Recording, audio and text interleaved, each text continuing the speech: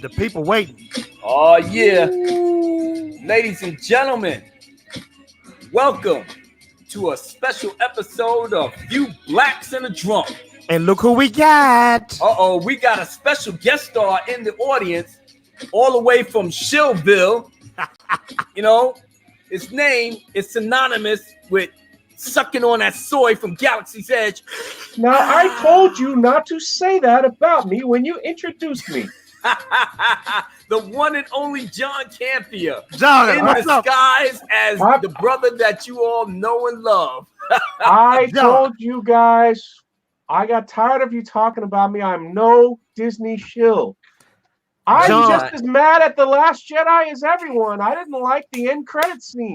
John, I want to tell you this. I am one of your biggest anti-fans ever. Now, you told me before the show this kind of stuff would not happen. Shame on you. Shame on you both POC people. We lied.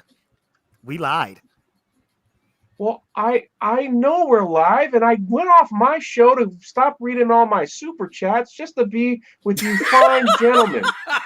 So you have your chicks getting in your super chat. Is that what it is? Is that what's going on right now, John? I think if you fine POC gentlemen would have a female on here reading the chat, you might be a little more successful. Well, we're a bunch of toxic males, brother. I don't know what else to tell you. I mean, we got chicks in the background waiting, but you know. But Abu, I want to ask him one question. What kind of car mats is you using? Because you kiss so much Disney, but I just need some good car mats. I don't appreciate that. All they did was say, if I talk about how much I like the movies, they would give me Disney Plus streaming for 20 years for free. My family got season passes. Relax. You would do the same thing, Mr. J on the bottom. Well, you know what, Campea? You got all your favorites up in here. We got, let's see. We got in the chat right now, Scarlett may or may not be here. Mark Krell is in the building. U.S. Dutch Kitty. Holy shit. U.S. Dutch Kitty. That's a serious name for a kitty. U.S. Dutch. Not playing no game. Hey, you're there. We got Lori Roberts, Brooklyn's finest in the building. Star Wars for Life, a.k.a. Queen Ruth. 19K Fox, Starry Eye Girl, giving us some hearts because she's awesome. And Mads Mama Ruth. Bear. Oh, more hearts because she's awesome. Benzo in that building. Tommy. OG Star Wars. Oh, the one and only Alora Barger. More hearts. These Ruth people always. Oh my God, we got lots of hot ladies in here today. Yes, ballet dancing in the building. Woo! Yeah, everybody's getting ready. Benzo. I see my biggest fan in the chat, Chief Eddie. He loves John Campea. He sends me $20 super chats every single day. Chief Eddie, thank you for being a big supporter of mine. You're awesome. Don't be lying on my boy like that. Chief Eddie in the house. Tommy, Obi-Wan vlog. Oh man, see you might scare the members away here. Ezekiel Morris, what's up? Darth Tico, long time no see, brother. Good to see you in the chat. Now, why would they be afraid of me? Why? Well, for one thing, you used to work at Collider. You used to work for AMC.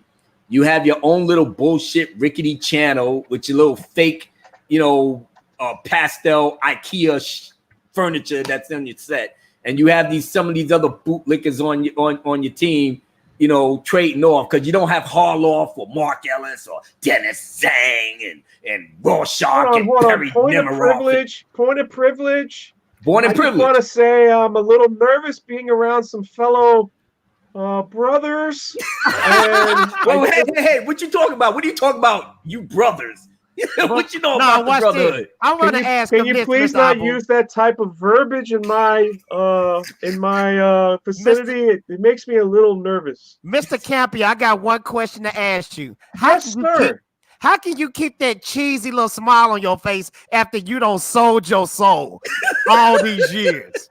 I have a little card that every time I go to Disneyland, they give me all the green sea cow milk I can drink from Galaxy's Edge, and it's just wonderful, fellas. It is just wonderful. Wow. You know, if my brother Drunk 3PO was here, he would have smacked the shit out of you just for being such a wuss. But you don't know where my brother's at, man. He was catching a lot of flack, a lot of hate from these sucker for love chumps. And you know, I literally had to get in one of their asses today. You know, well, Drunk 3PO, I know who that person is. He runs with those other white boys at Geeks and Gamers, and they're not very nice. They just passed me in subscribers, and we're gonna get them. I'm gonna get them back. You try hard and you die hard, John. You ain't never ready. But I admire your soy boy dreams though. Going in, Darth Barbie is in the house. Hugs for Darth Barbie. What up, Darth Barbie? Shellback TJC in the house. He said, Abu Nas and Drunk 3PO, I heard this is where the hate group meets up. At least that's what Star Wars explained and his followers are telling me. Yeah, I got blocked by that chump. I don't know where that shit came from, but that's the life that you lead. If you leave, you know, you're living a life full of fear. Hold on a second there, Mr. President. Those are some fine fellows over there. And I don't know, if they blocked you, they must have had a good reason, because you probably have a potty mouth on Twitter. They put out wonderful content about how great Bob Iger and Disney are. How dare you? I'm not even hating on these bastards. I really not. All I'm saying is that I got you in the panel, that you're one of the biggest names in pop culture reviews and everything else. So obviously you're gonna give us the show. Abu. Yes, sir. You said the biggest names. I say the biggest lame. There you go, brother. That's how we gonna do it. Few blacks and a drunk is in the house, saying hello to the Senate, Chief Eddie, Micah D12. Woo, Trey Courtney in the building. Fanzine Vids. Yeah, Fanzine Vids. Oh my goodness. Like I said, we got a whole bunch of people ready to set this shit off. Jeremy's fake hair is in the building. He said, my God, I never heard a voice that makes me want to kill myself. I'm out. I think he was talking about that J fellow below you, Mr. President. Oh. Uh-oh. Shots fired. Shots fired. Shots fired. Yeah, everybody. It seems like everybody in this chat is blocked by you know who. But you know how that goes. I'm of the mindset now where the biggest news for the day is the whole George Lucas, how should we say, coming out party, or better yet, the Bob Iger coming out party.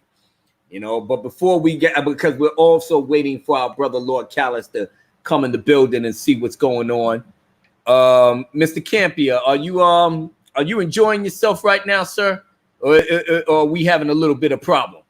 So far, okay, but I just want to let you know that I actually have a little bit of hippity hop in my background. Really? So I might have to take you down in a hippity hop battle. Oh, all right. Well, I'm gonna give you some choice beats, Mr. Camp here. Abu Nas, that sound like shots was fired. I guess so. See, I might have to do. Why you don't do well, Mr. President. You just missed a $2 super chat. Oh, I did. From Bear in the house, Nerd Fun. Hey now, Bear. I missed the $2 super chat. Well, no, I did not. Micah D12, $2 My super hot chat. girls would have caught it. You still flapping your mouth, Campia? I apologize. All right. Now, $2 super chat for Micah D2. I made 2 short YouTube videos that I made to get blocked. Wow. Now that's a gangster right there. Thank you so much for the $2 super chat, brother. We just coming in and we getting ready to blaze. Demogenite in the building. Demogenite, get your butt on. I man. know, get your butt in here. I can't get a signal. Did he get the link? Demogenite, did you get the link? He probably got that Fatal J signal. That bootleg lifestyle. Oh, okay. Ronan Blade, what's up, brother? John, stick your Funko Pops up. Wow. John Campia, you got your haters up in here already, brother. I don't understand the problem. Funko Pops are a great collection to any Star Wars or Marvel fan. I'm sure Mr. Fatal J has plenty. Starry-eyed girl in the house says, take him down, Abu Nas. Yes, I will, my queen. Yes, I most certainly will. You know, the Senate he's already ready for shots getting fired because he's going to blaze up the memes in a little bit behind it. Oh, here we go. Here we go. Another member of our team. Look at my man right here. Here you the go. Marginai. What's going on? My boy's so cold, he don't even need an avatar or the camera on. Mr. Fatal J, can you explain what that just meant? Is he like having air condition problems? He's trying to say you poor, bruh. You're not rich like Campia. Well, then maybe he should just get a regular job like the rest of us here. Wow. His face looks a little frozen. I don't know what. You know what, Campia? You do know that you're Canadian, and you know you're pale as Wonder Bread.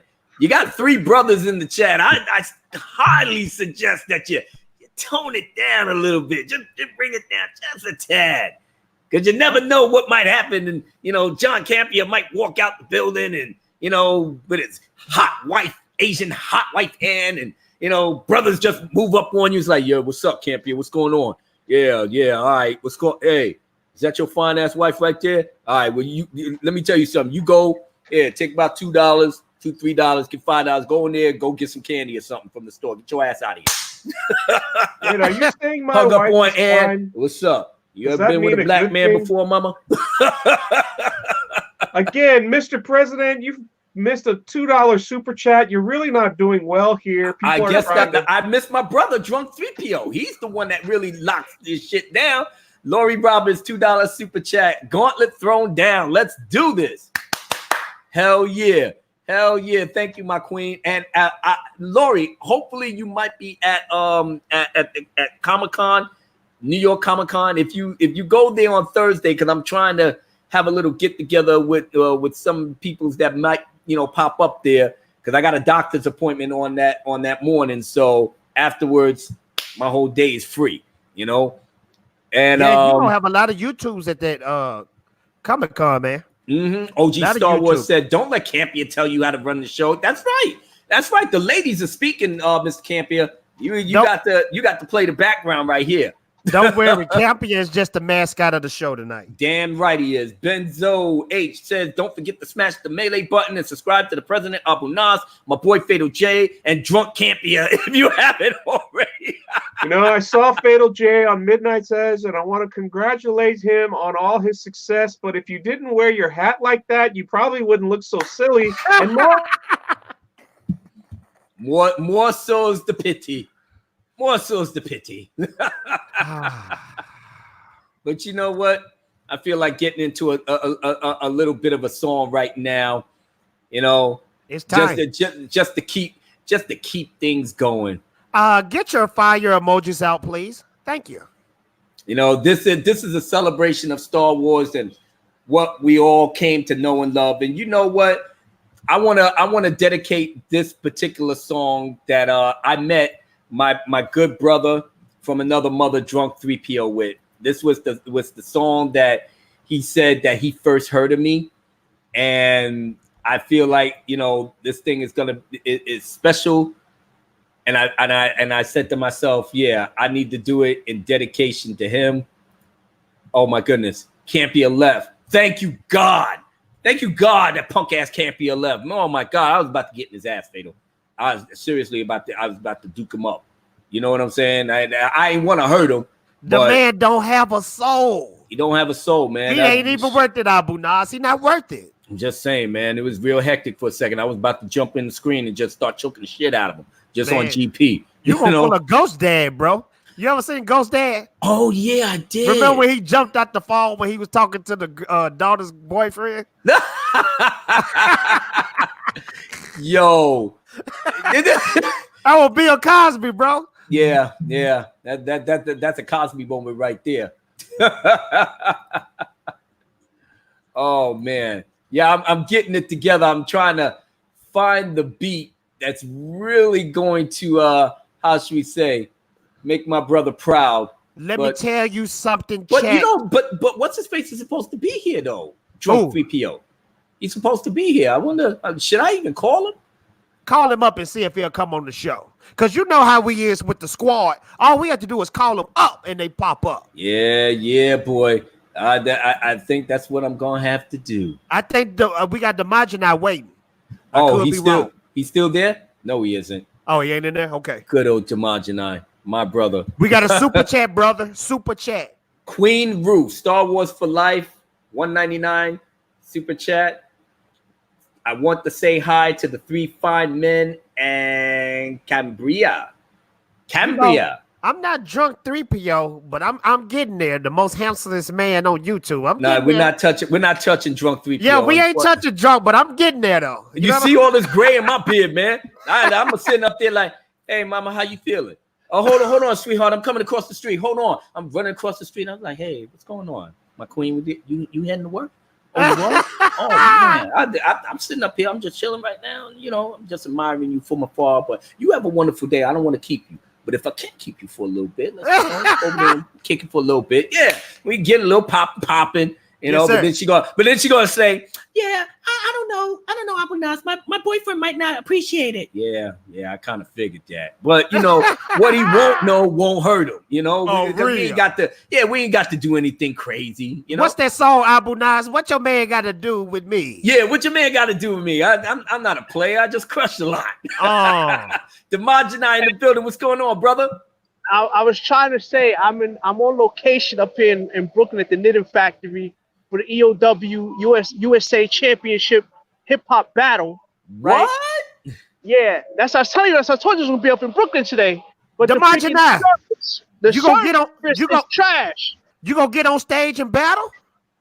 Well, I might not battle, but they got open mic today, so I might hop on that. But we can make the show dope. When you get on stage to battle, make sure you filming it for the live stream. Oh yeah, my goodness. I can't do that because my phone got my music. Yeah, I was about to say, wouldn't they throw him out if that's the case? If he's sitting up there live streaming his thing for us, but he's supposed to be on stage performing.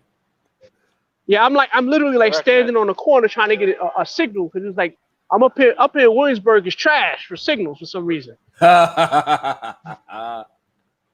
Over my grandmother's house, I had a good signal. I come up here, it's trash.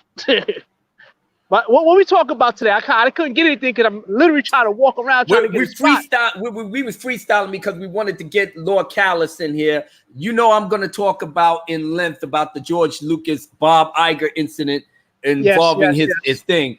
And I said I wanted you guys to go first, but we're still waiting on our moderator, Drunk 3PO. We had this bitch ass, punk ass, sucker ass John Campia coming to my stream talking that soy love and how he doesn't appreciate people of color getting on him and all of this.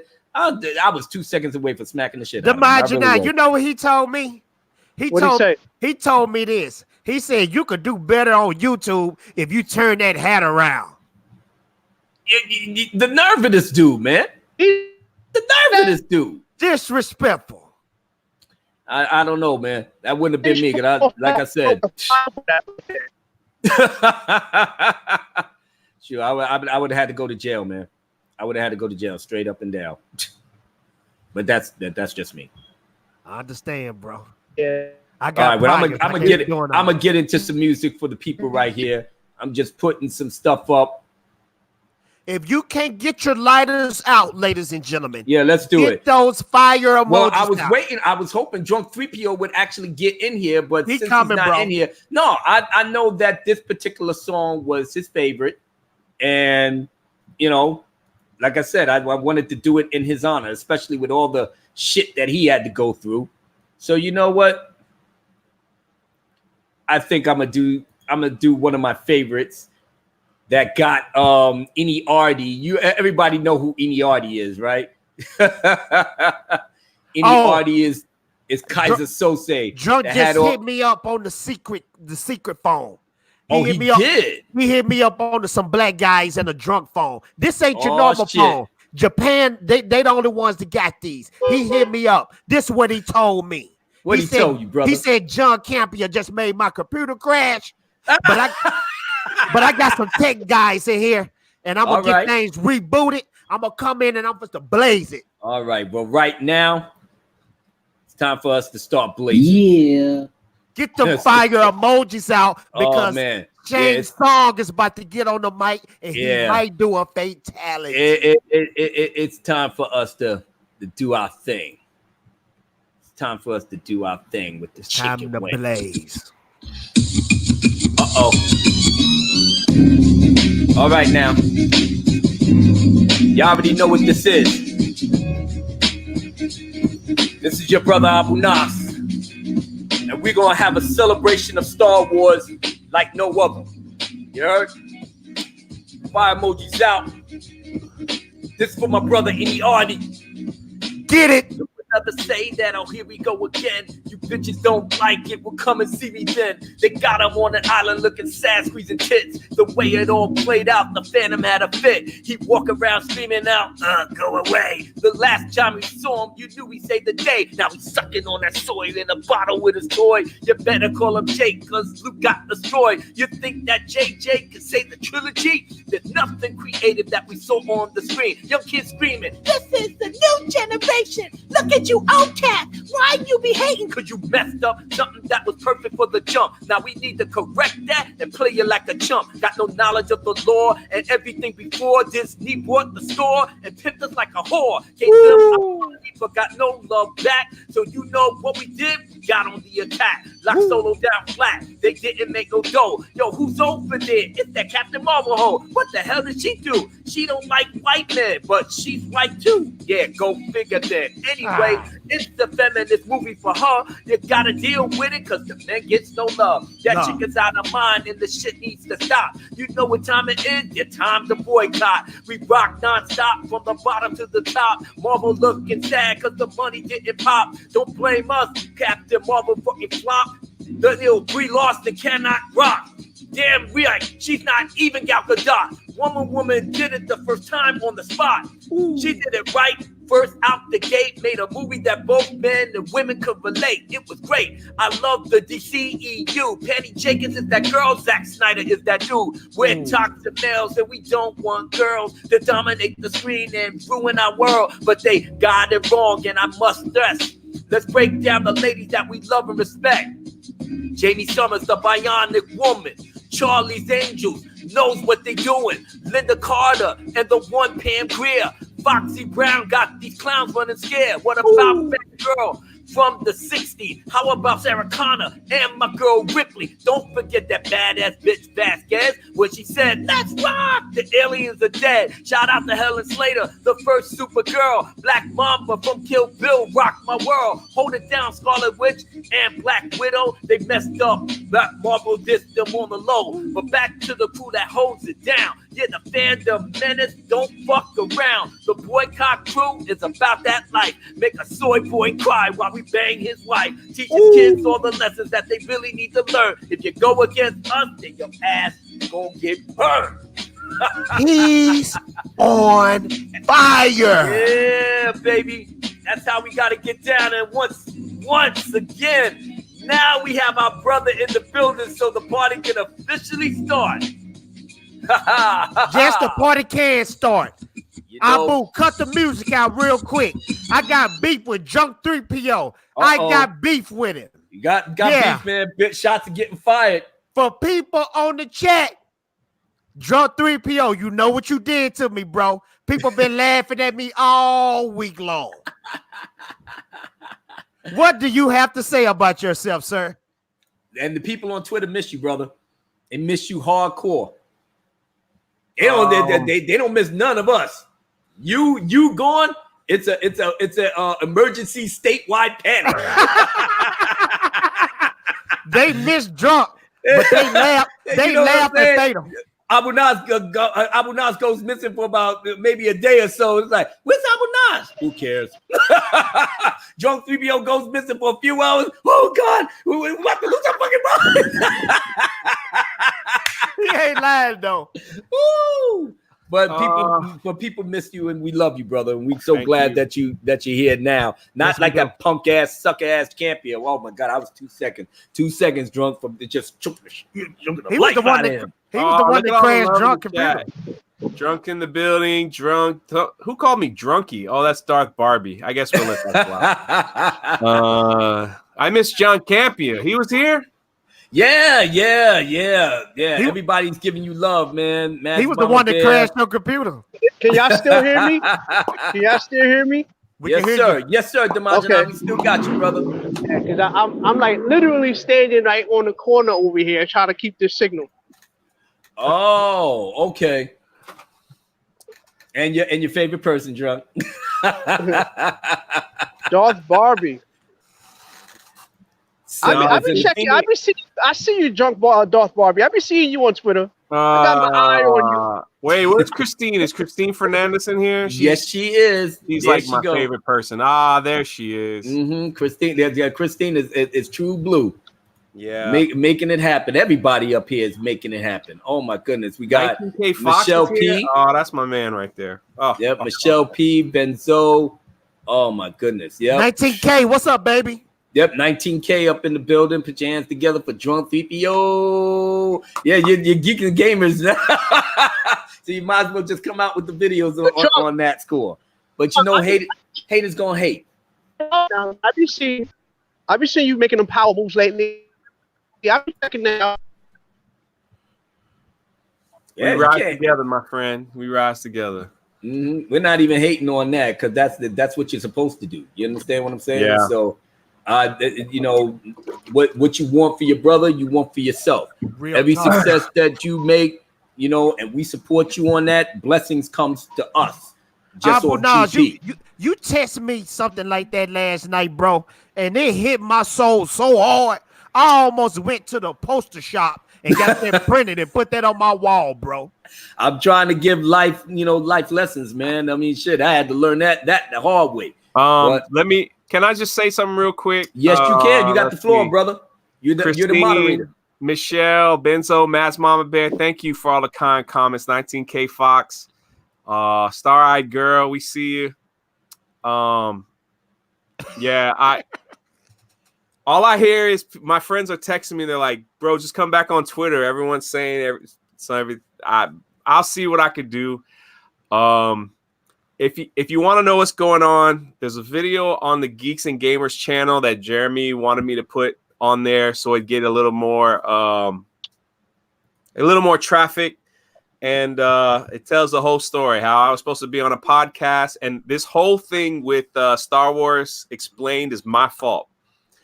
So this guy right here started all the block stuff right here.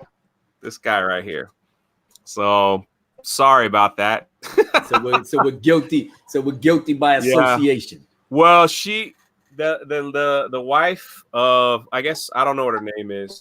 When they found out I was going to be on this podcast, she just swooped in and was just like, he's part of the hate group. He's part of the radical. He's a radical leader in that group. He's a bigot. He's racist. He's a this. He's a that. And it just barraged like it was a lot. It was a lot. And there were certain people that we were close that are close to me that saw all those tweets. Now I'm okay. But they were like, do you mind just taking a break for a little while? Because this is making us nervous. They're not used to like seeing that kind of dog pile on someone. Especially the one guy who kept saying that I was a harasser of them and stuff. That was ridiculous. So, you know, the podcast got canceled. The guy bent the knee. How long did you film? Drunk, can I just say something? Can I just say something real quick? I'm gonna say something real quick. Freak them mother lovers. Oh, I got all the tweets. Whenever you're ready, if we got time, I'll show you a bunch of them. There was like 50 of them. Let's do it. So let's do it. Yeah, but yeah. So it was just like it for people that don't know like what we deal with. You know, me and Abu Nas, Fail J, and all these people that are on YouTube and we're on Twitter. We do have a platform, and people have the right to say whatever they want to me. They have the right to say whatever. But if someone throws a right hook, be prepared for a left hook. Drunk, you my brother, but some Robert Storm cronies been coming at me lately. So I owe that to you. Yeah, pretty much. They've been killing me in my comments. I've been deleting. Sorry about that.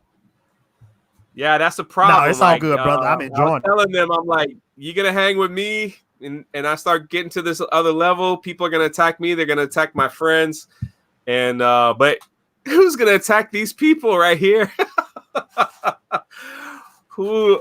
No. Like I sent you a tweet earlier, and I was like, Abu Nas did not play. It took him like 3 seconds to respond to that person. I let him have it. I told you a sucker, and you on the shit list right here. You don't even know this man from a can of paint. You talking about he's a piece of shit, and it's like you will never be on this level. Never. You know, he's gonna be more famous than you'll ever be in your life. You got an avatar, a fucking ghostwriter. I want to thank everyone for like 5,000 with a wig on. Yeah, the Baron said, I mean, she made her husband dressed up like a slave. Yo, I saw that picture. I literally had to shake my head. I said to myself, damn, we emasculated these dudes so bad that they gotta strip off of the manly clothes and throw on the slave Leia outfit. And they looking in the camera like, oh, I'm like, yeah. Abu, my boy had the bikini on. He had the Leia bikini on. He had the Leia bikini on. That he had that shit on like that shit was cute. That's gonna be like, how do you call yourself from? Like I said, this is the way the new kids are doing things. This is the way the new kids are doing things. $4.99 super chat from my queen Ruth, aka Star Wars for Life. Drunk, I did a shout out to you on Twitter because you got 5,000K. You hit 5K on your channel. Congratulations. Congratulations. Woo! My boy is killing it. Oh my goodness. My boy is Thank you for the $5 super chat, Ruth. I'll be back soon enough, Ruth. I'm sorry. Thank you so much. That means the world to me. Thank you so much. Everybody who's been sending me messages and stuff, and I'm good. Thank you. Thank you so much. It's weird to be missed, you know. So I didn't expect it, you know. Usually on my other Twitter, I could disappear for a month and no one say a word. I disappear here for one day and like I got trust me. You are so definitely I'm feeling the love, man. I'm feeling a lot of love. I'm feeling a lot of love. I mean, you're a leader in the community for a while, now, bro. Yeah, you're a leader in the community now. Senate said I almost threw up. U.S. Dutch Kitty said beta male to a T with photo evidence. Damn right. Damn right. Ezekiel Morris is like, Ballet Dancer said, I saw that picture too. Fuck out of here. Mad's Mama Bear said, I put my 2 cents in. Someone comment, my boys, the gloves are off. Mad's Mama Bear is one of the best ever. Yeah, that's why. That was why. Listen, this is funny. So the guy Pete, who was running the podcast, whatever, that's his crowd. The Shield crowd, whatever. When these people started commenting, he sends me a message quick. He goes, "Are you gonna respond to them?" I said, "Let me tell you something, Pete. If I respond to any one of those people, I've got a whole swoop of people that will see that response and come in." Like I said, you know what? I'm gonna be the peacemaker. Blessed are the peacemakers. They will have peace. Let me have some peace in this. So yeah. I was like, but it got out anyway. So it is what it is. The Senate said I'm bisexual and I wouldn't even fuck that. It's way too sore. even my brother Senate got standing. It's like, yo, hold up. Slow your brakes, man. Slow your brakes. But Senate, I want to get fuck out of here with that, man. Come on. I got standards, man. Come on. You know what I'm saying? I'm too loud for you, cat. You know what I'm saying? You gonna make me get all that soy on me? I ain't with that. Ryan Kennel in the house. What's up? Ryan. See what Ryan said about me? So good to see you, brother. Fans, yep, got the straps. We got all these congrats for you from Ryan said about Christine. Me. Yeah, come on, man. Hold on. Keep going down. Keep going down. We got Ronan, Michelle, I know what OG, he said. Indo, the Indo Noah, big up drunks with the white Pac. I know, right? Ryan said, I always said that. I said drunk is Pac, and this man is Suge Knight. That's Pac. That's Pac. That's Suge Knight. Listen, man, I ain't trying to, flex my muscles right here. I ain't trying to do all that, man. Like I said, I'm up here protecting my peoples. Ryan Kennel said, we all miss you until you come back, and then you'll get old quick again. Hey. Yep. Ryan, yeah, Ryan, that's the truth. Oh, my brother Milton Weber was like, all right, fellas, talk about that Bob Iger article. Sucker finally admits the truth. Disney and Kathleen fucked up Star Wars. Yes, sir. Yes, sir. Wow. I know Drunk did his little video, which I did catch, and I made a comment on the video. I said, you know what I'm gonna do, right? You know what I'm gonna do. I kind of figured this was gonna be my platform to do it, but we don't have Lord Callis right now, so I don't know what's going on. But Fatal, what's your take on the whole thing? Fatal Chase having a little bit of. You hear me? Yeah, I can hear you, Fatal. Go ahead. Okay, yeah, on the screen, I know I look crazy on the I look good on StreamYard, but when it comes to regular YouTube, I know I'm looking crazy because I'm uploading a video at the same time. Wait a minute, you're not on StreamYard? You're not on StreamYard? Yeah, I'm on StreamYard right now. I'm on StreamYard right now, and I'm looking great and crisp. But I'm talking about to the chat. I know I'm looking crazy because I'm uploading the video at the same time as this StreamYard. Oh, okay. I only, heard snippets of this when George Lucas was basically saying about Force Awakens. This is the same stuff. This is just rehashed stuff. And I always thought that about Force Awakens. Everybody thought, oh, man, this is a great movie. This is cool. No, bruh. This is the New Hope. This is trash to me. Did nothing stand out. I'm going to be honest with you. I went to go see this movie a second time in the theaters. I was bored to freaking death. Wow. So this is crazy. That was Force Awakens? That was Force Awakens, bro. And I always kept it to myself. I thought I was the wrong amongst the madness, amongst the masses. I thought I was the black sheep.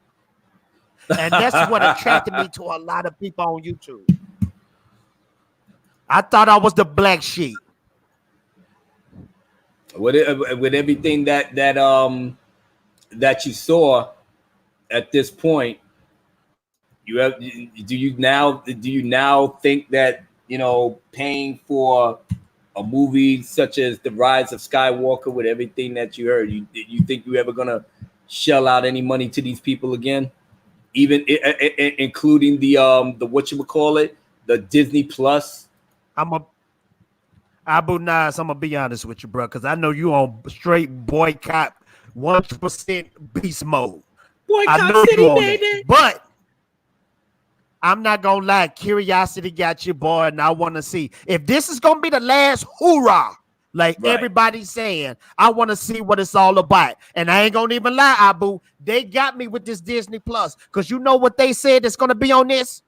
They said the 1990s Fox X-Men animated cartoon gonna be in there. They said the Gargoyles 90s is gonna be on there. Guess what? So they're putting all the old hits on there.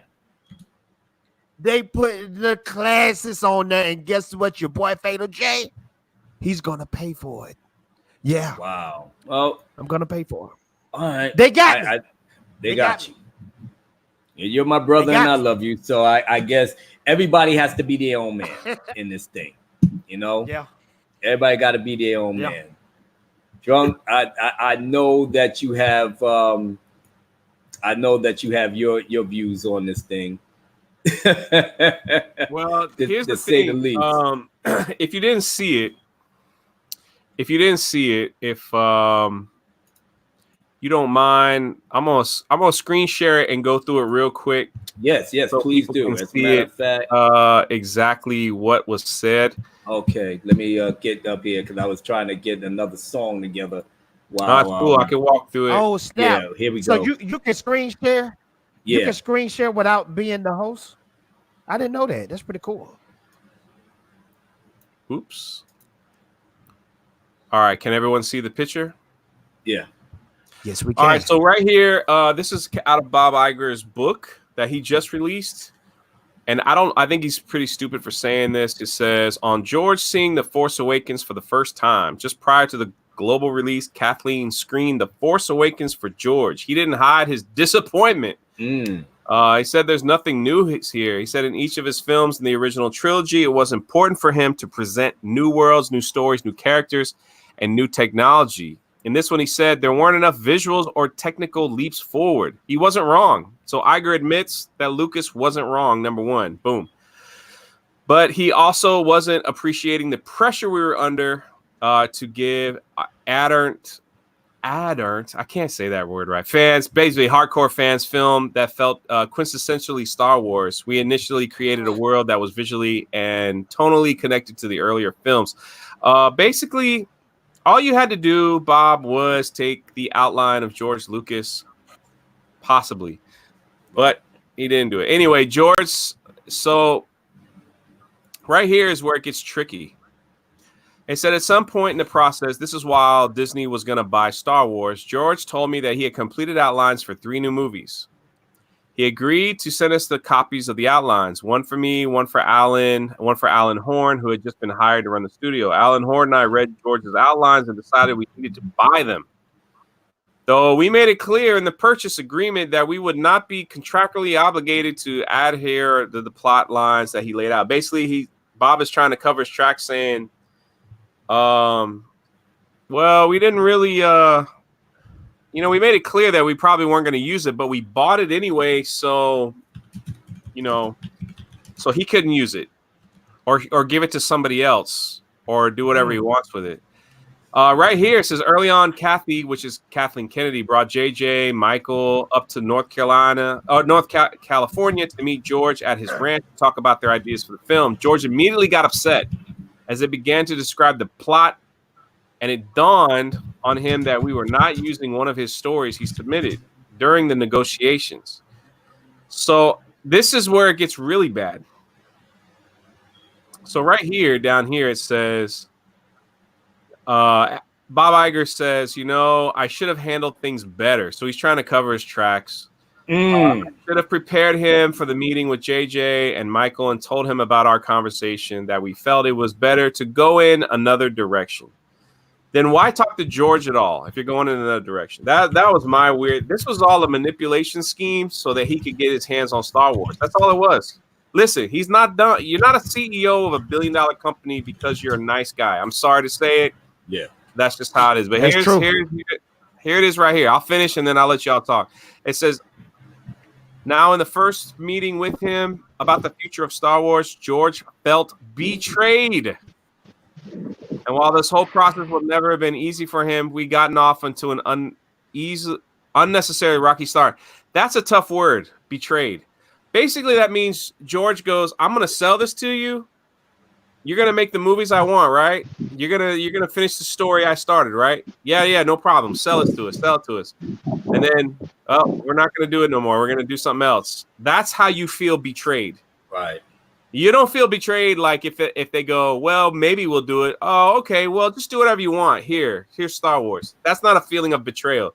Betrayal basically means I promised you something, right? I promised you something and I turned my back on you. That's what betrayal means. Yeah. That's betrayal. Hey, let me ask a question though. Let me ask a question. Will George Lucas ever have a chance to buy back the rights to Star Wars, or it's completely it gone? never happened. It never happened. Disney, the evil mouse got that their suck, man. They got their filthy mitts. This is the only. They never want to let that shit this go. is the only thing we can hope for. The only thing we can hope for is new leadership to handle Star Wars. That's all. And That's all we can what hope was for. cold? This the cold thing, drunk. That wretched swine of a woman, Kathleen Kennedy, lied in that man's face and told him, we're going to take care of your baby. That's We're why gonna he take care felt of your movie. betrayed. You do not use that word. Lies to that man's face. Betrayal is a tough word, man. Betrayal is a tough word. All y'all are breaking up. You know Imagine that. You going in and out. You break it. Am I? Yeah. Go ahead. Hold on. Yeah, go ahead, bro. Barely.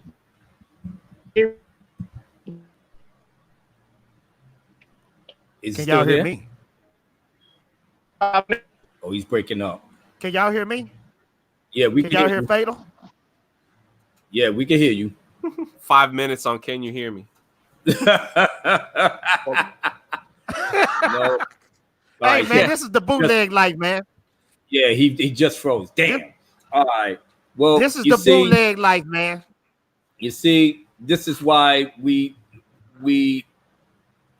are the way that we are, and I'm getting ready to set up for my epic rant, but I'm gonna go into a little song right now, just welcoming Drunk 3PO back into the fold with his favorite song that he met me from.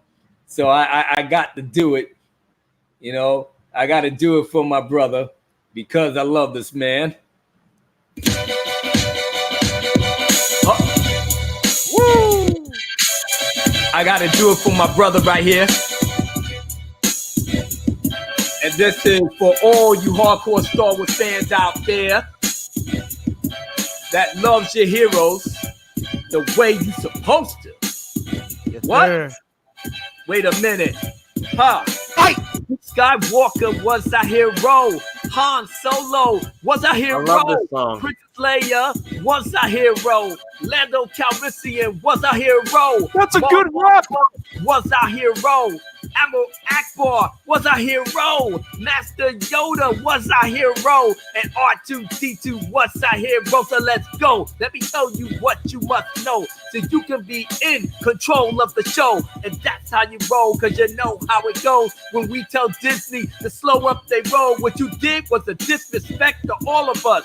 Killing all our heroes. The Last Jedi sucks. And episode 9 heading down the same line. No repentance for all your heinous crime. But don't worry, bro. Here's the new info. You'll feel our pain when we boycott Solo. We got your attention now? Oh, what a shock. You're gonna feel it even more when the money stops.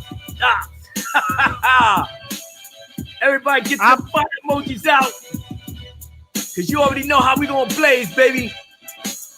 But once again, Obi-Wan Kenobi was a hero.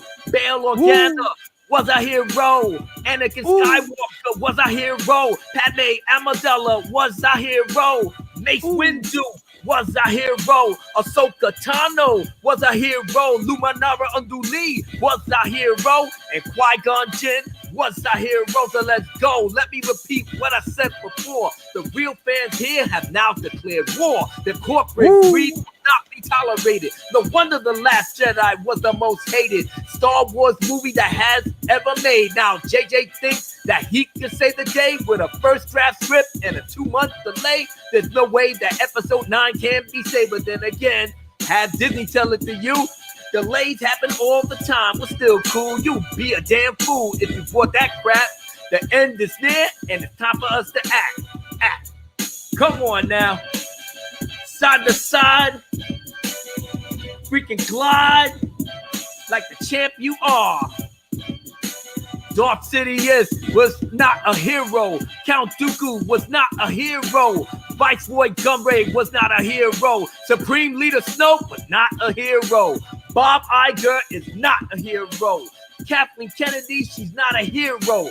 J.J. Abrams is not a hero. And Ryan Johnson is a simple zero. But once again, like the Justice League, we're all in. Where we stand tall, and you know we're gonna win. They can't survive without us, and that's a fact. When the money falls flat, they have to fall back and win our trust back from every single act that they made, because we know that they lack the knowledge on what makes Star Wars great. The stories that we relate, the heroes that we love so much in our youth, that taught us the values of justice and truth. Respect the fans that gave everything to this franchise, that gave us so much happiness. Yeah, that's how we get my boy down. Dropping spirit bombs. I'm happy. I'm trying to bring it on home. Drunk. Mark Hamill was a hero. Harrison Ford was a hero. Billy D. Williams was a hero. Carrie Fisher was a hero. Kenny Baker was a hero. Peter Mayhew was a hero. Come on, man. Y'all already know what this is. My boy is dropping Goku spirit bombs on y'all boys. We got more people that just came into the chat right now. We got super chat. We got what happened? You missing some super chats? Holy Super shit. chat. Lethal Wait, Lightning Yeah, 'cause sent I a know super Lethal chat. Lightning was one of them. Okay, I'm sitting up there. I gotta go through the phone now. Who else did I miss? Who else did I miss? Who else did I miss? Okay, so I think it's Lethal. It was Lethal. Here we go. $5 super chat from my brother Lethal Lightning. Hail Snyder. Hail Zack Snyder, baby. Hail his horsemen. Release the Snyder Cut. Wake the fuck up. That's right. That's right, Lethal. You already know what this is. Greetings, gentlemen. Hope all is well. You are all breathtaking. Much love. Lethal Lightning. $5 super chat. Lethal, you are one of the 4 horsemen, brother. Whenever we ride hard for Zack Snyder, the DCEU, under his banner and his name. Rejoice, for Snyder has come to bring you all to paradise. If you let him. We got Mary Mayhem in the 300 building. my top 3 movies. Mary Mayhem is in the building. How you doing, my love? Curtis YZ. All right, Curtis YZ in the house. What up, Curtis? What up? Okay, we still got Curtis is a some of great guy. we still got our regulars just chilling. I don't know who else came in from the jump. Milton Weber said, yo, from the jump, Abu and I were saying the same thing Lucas said. TFA was straight trash and a rehash. Hell, we all know that TLJ was dookie and most likely Rise of Skywalker is trash. Yes, sir. Yes, sir. I'm not even gonna front on that. You know, David Hervey has walked into the building. Fatal J, you do know that there are ways to watch shows now, right? Yeah. You do know, man. You got options. You don't have to pay them the money to them. You know what I'm saying? I do. I know I do. Trust me, there's a ton of them in my room right now. I hear you. Different options. But it's just that theater curiosity. Not a problem. You know? Not a problem. Like I said, I'm hoping that you won't take anything the wrong way. All right, so now it's time for me to just get on here and start blazing. Now it's time for me to just pretty much light this shit up. The whole thing with the Disney and Lucasfilm. All right, here we go. I know that you want to screenshot it again for me, Drunk? What do you want to see? The article. Bob Iger's little article. Oh yeah, Bobby. We call him Bobby right now. What do you want to see? Hey, you got a super chat. Super chat. Another one. Let's see. Yeah, from my brother from Lethal Lightning, $2 super chat. Fatal J bootlegs don't work on PS4, bruh. What the foot up? They coming. Lethal, they coming. Trust me. 2 weeks before the movie comes out. He said, "What are Look, you doing, man?" I plan on. Yeah, he said, I plan. I plan to be a millionaire 2 weeks before Rise of Skywalker come out. The bootlegs are coming. Trust me. That's what's up. That's what's up. Okay, is that the first thing? Is that the first thing there? All right. This one where he doesn't like The Force Awakens. Okay. George seeing The Force Awakens for the first time. Now Kathy's in there. All right, so Bob and the boys, they chilling. They already knew they got the shit in the bag. I'm so incensed with it because I watched Doomcock, I watched John Matrix. Shout out to Doomcock and the John Matrix, because I was watching their channel and they was breaking it down. Yo, Star Wars Theory was almost in tears. Star Wars Theory was literally about to break down. Now that dude don't take sides for shit. He doing the Vader fan film, trying to give people a little bit of something that we could call Star Wars to make it our own. And even he was in tears behind this madness. That should tell you something. That should tell you something right then and there. Kathleen screened The Force Awakens for George Ian hide his disappointment. There's nothing new. Right, because we all said that The Force Awakens was an episode 4 reboot. So George peeped it right away. And he told these dudes, what the fuck are y'all doing? What are y'all doing? This is my life's work. The whole point of me giving this thing to you was to pass it on to a new generation. But at the very least, can you finish off the story treatment that I had that I guess that could be used to make a sequel trilogy that completes the entire story? No, they had it in their head that that he said there wasn't enough visuals or technical leaps forward, blah, blah, blah. And then going forward, what's the other clip? Drunk. Yeah, he said, well, look, he said, George told me that he completed the outlines. But Bob Iger already had the plan in mind because he was like, I don't want to associate with anything that had anything to do with any backlash. So he was basically talking about the prequels. He knew right then and there that I want to buy them. I want to get it because he got to get the company. So of course he's going to agree to the story treatments and shit. I agree to everything that you want. Just let me buy this shit. But of course, once they signed on the dotted line, that was all she wrote. So now, all right, now I got to try to make the shit look good now. Hey, George, you want to have some creative consultant move? All right, but we still got to get creative control. You could be a consultant, but we got to have creative control. Oh, so you're going to take my shit, right? My story treatments, sign on the dotted line, buy it, and then you're not going to use it?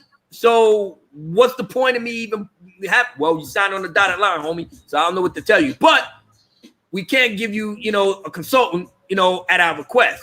Now, he said, I promised we would be open with his ideas. Bullshit, because you already bought the farm. You bought the farm, now you threw that shit out. So you faking the funk with George to his face, saying, but you know what? This was not a hard promise to make because we would be open to his ideas.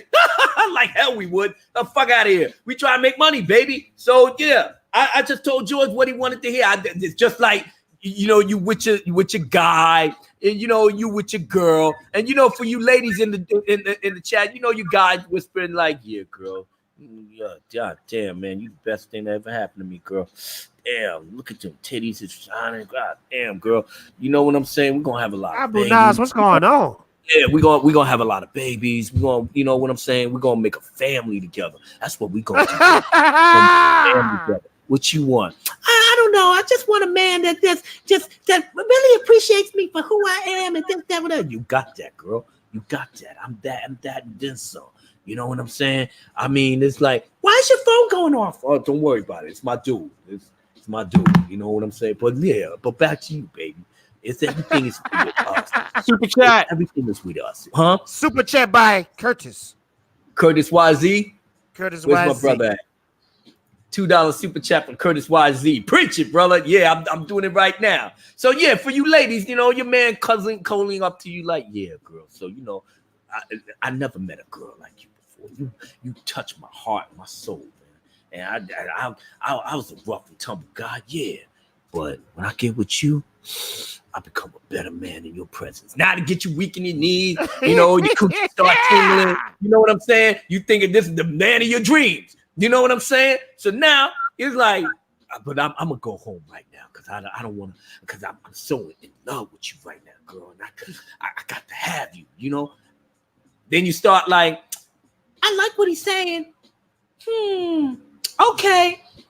I think we can roll with it. Yeah. All right, girl. So let's get it cracking. Get in the room, bang it out, make a scream, choke a little bit, spit in the face. Yeah, you do, slut. Oh, yeah, I love you. And then get okay, open up your mouth. Oh! After it's over, the morning comes. Hey, baby, where you going? Oh shit, yo, I gotta head out. I gotta go to work. So yo, we gonna holler later, because I said I was gonna take you out, right? Yeah, you did say. Yeah, we're gonna go out. We're gonna rule the town and everything. That blah, blah. So I'm gonna hit you up, baby. All right? So I gotta go. What's my shit? I gotta go. So he out. Now he got you all in your fields. He made you come like 3-4 times. You saw stars. You was ready to get over there and get that man a sandwich. But that's pretty much what Iger did to George. He gave you everything that you wanted to hear. Then you out the door. Or fellas, in our respect, we trying to do our thing, and then the girl said, baby, I could be every woman that your woman dreams, and Oh my goodness, you ain't never gonna have another woman like me. This is right here. This is paradise right here with me. I'm gonna make you food. I'm take care of your kids. Blah, blah, blah. And you all hyped up like woo. You got your Beyonce. You got your Riri. Who else? You got your Grande, fucking Taylor Swift, all mixed into one. You know what I'm saying? And she's a porn star. She says every nasty thing that you want to hear. And you sitting up there, oh God, she choking you. She choking you out, slapping your ass. You know what I'm saying? Sucking on your toes. Let's go through the whole row. To make you, and she actually tells you, where do you want it, Daddy? In my face or in my mouth? Everything that you want to hear. Now you get up the next morning and you ready to give her the engagement ring. You ready to jump out? Get the box ready, and then all of a sudden, there's a little note with your credit card missing and all your money gone. And then there's a little note like, you know what? I kind of changed my mind. I got a career going. It was good while it lasted. That's exactly how it was. That's exactly how Bob Iger did George. Did him dirty. Like they treated him like a whore. He robbed him blind. He disrespected him on some bullshit. And crazy, man. Just crazy. Huh? It's just crazy. Yeah, and then to add the insult to injury, and you know there's lots of insult to injuries behind this shit. So on revealing to George that they're not even following the plot outline. He said early on, Kathy brought JJ Michael on up to North California to meet with George. He got upset because they was describing the plot, and it wasn't even shit on it that he could associate with his. And the truth was, according to Bob Iger, Kathleen, JJ Allen, and I had a discussion. We agreed that we're not gonna fuck around with George's outlines in the Journal of the Wills and the fucking the microbiology thing, and we ain't gonna mess with that. George knew we wasn't contractually bound to do anything, but he thought that our buying the story treatments was a tactic from us. So basically, Bob Iger was saying in so many words, yeah, we played him. We gave him what he wanted to hear, and we at the end of the day, we went to his house, told him we ain't fucking with your shit. So you either roll with us or hit the highway. But I tell you one thing, you are gonna like what we putting together. He said, I've been so careful since our first conversation not to mislead him. No, you wasn't. Yeah, all of this shit that he wrote on there for his book is just a smokescreen, just to make it look like he wasn't really the bad guy, but he was. But he was. And then he said, I didn't think I had now, but I could have handled it better. Yeah, you think? Because now you got him like out in the cold, looking like a hobo. You took all his money. You took all of his characters. You took his life work. You had him butt ass out in the street. You had him butt ass out in the street like this. Kennedy looking in the window. They in his house. Straight disrespected him. And it's like, damn, we kicked George Lucas out of his own house? I think we did, Kathleen. I think we did. Well, you know what? It's all business, baby. That's all it was. Then Bob turns to JJ. All right, now that we got everything, I want you to hit the ground running. Well, we haven't really gotten a script. I don't give a fuck about a script. Fuck a script. You better make shit up as you go along. You understand? We need money. The shareholders need their money because Bob Iger didn't want to wait. He wanted to put out the product because, like, $4 billion, shit, I'll try to get that product out like next week. I got to get a return on my investment. That's the whole plan. So now, here we go. JJ sitting up there like, what the fuck am I writing? I don't know. What am I going to do? I don't have talent. I don't have a creative bone in my body. I did fucking Star Trek and Into Darkness. That shit was just a piece of trash. I killed the Kelvin timeline. I basically created Doomcock and all his minions behind this shit. So I don't know what I'm doing. Well, I got to think of something. Then he throws on episode 4. It's a good idea. Retread. Just give him something that's familiar. No harm, no foul. I mean, they hated the prequels, so we can't go and try and get creative on that route. You know what I'm saying? So I don't know. Maybe we can have something a little bit more conducive to the overall masses. Maybe we don't need the hardcore Star Wars fan. But let me call Lawrence Kasdan and see what's going. Larry, hi, this is J.J. Abrams. J.J. Abrams. Oh shit! Oh fuck! Oh yeah, J.J. Abrams, you that new guy that did the fuck. Oh, God damn, this shit is fucking bang. So what's up, partner? What you doing? I'm writing a new movie called The Force Awakens, and I need a little help there. So can you really help me get this thing written up? So because you was the writer of The Empire Strikes Back, so the fans will flock to you because they know your name. Your name is famous. Yeah, man, I wrote that shit. I mean, another chick wrote that shit, Leigh Brackett, but she passed away, and I had to kind of clean up her shit. But yeah, whatever, man. We can get it going. Am I getting paid for this shit? Hell yeah, my brother. Oh yeah. Let's get this going. All right, so what we gonna write about?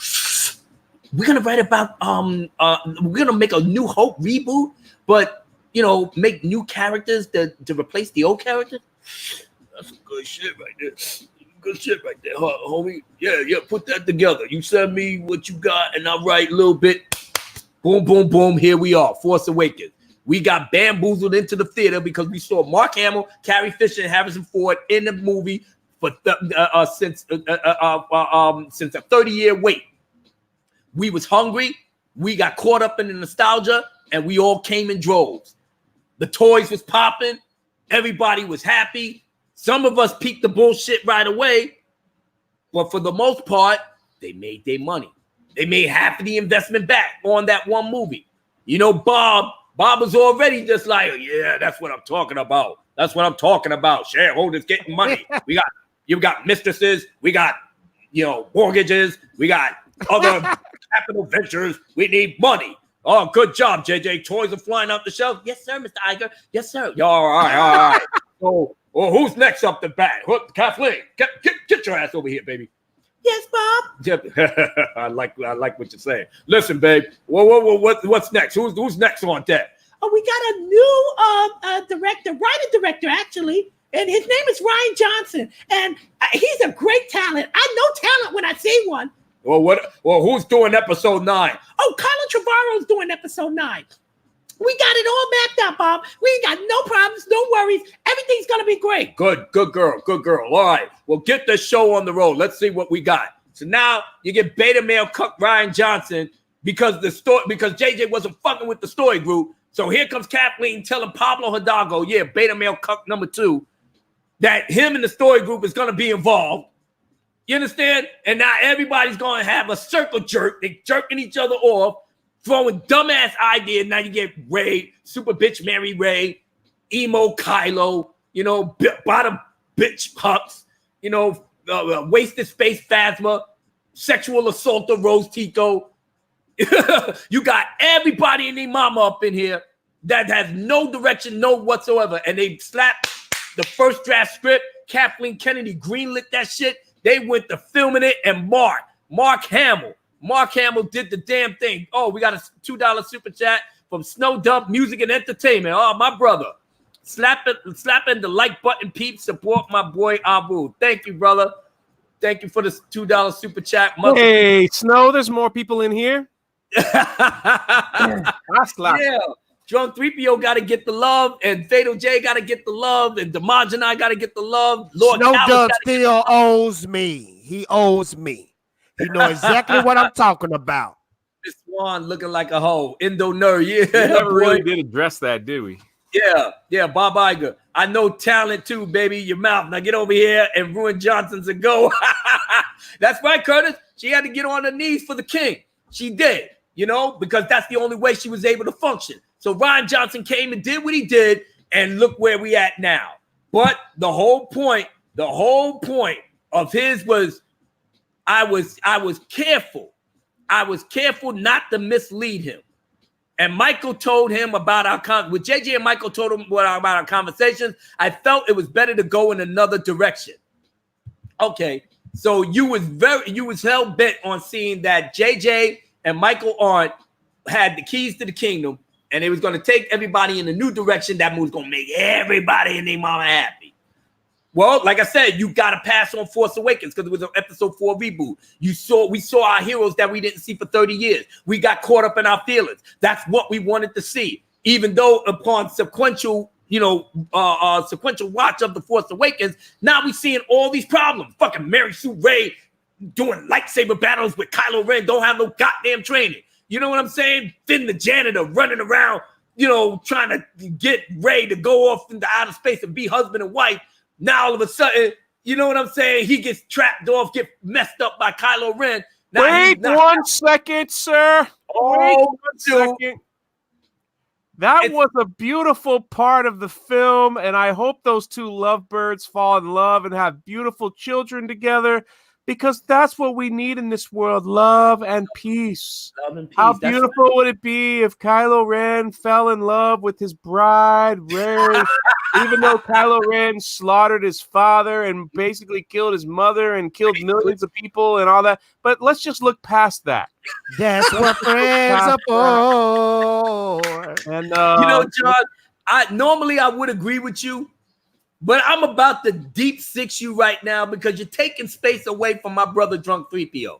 That smug look on your face is really wearing thin on me. And I'm actually talk about you in a few minutes. So I'm going to just finish off what I got to say in terms of Bob Iger and his hostile takeover of Disney. But you know what? That's the way it goes. That's the way how Bob Iger operates. He said he was going in another direction. He didn't want the stink of the prequels to emulate anything on what he was putting out forward. He didn't want people to, be caught up in anything else other than coming to the theaters and spending that money. And we did. We fell for the okie doke. Rian Johnson had us in the palm of his hands. The whole trailer, everything that we was thinking was going to be great. And look how that turned out. Now, when the backlash came with all the man babies, dweebs sucking in the void and all that, here comes Solo. And Solo got the beat down of the century. So now here we are, episode 9. And what in the world? They don't even have no fucking momentum. No momentum whatsoever. They put together pieces of episodes 1 through 6, and then they tacked on Rise of Skywalker for the next 15 seconds. And that was supposed to be your trailer to get you hyped up to get to the theater. J.J. Abrams gonna throw everything in but the kitchen sink. But the damage was done. Bob Iger said what he said. He misled George. He baited him with the story treatments, got him to sign the dotted line, and there you go. There you go. Everything was ruined. And you know what? I got to say my piece on that in a song. Let's do it, brother. Let's do it. So pissed off right now, I can't even think.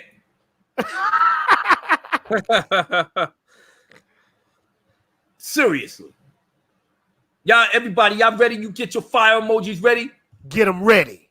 I'm mad right now like a motherfucker. Because basically you just shitted on all of us, the fans, everybody. You wanted your new punk ass demographics, these little soy boys and soy girls running around here with slave layer outfits for men, the girls wearing Jabba the Hutt suits and Han Solo costumes. You got the gender all messed up. And you got all these little punk ass, suck ass shills running around here talking about, we wanted the new characters. Anyway, shut the fuck up. No, you didn't. Because if George Lucas would have directed this shit, he would have wrote it, gave you characters that y'all would have ran and loved that shit. Y'all would have. Nita Fabiano, $10 super chat. That's what's Where up. could they take the next trilogy? She said, if they want to make fans happy at this point, where could they take the next trilogy? Nina, that ship has sailed, my love. That ship has sailed. It has sailed big time. But I'm going to break this shit down in a way that's going to piss you off even more. I'm going to break it down just the way it's going to piss you off even more.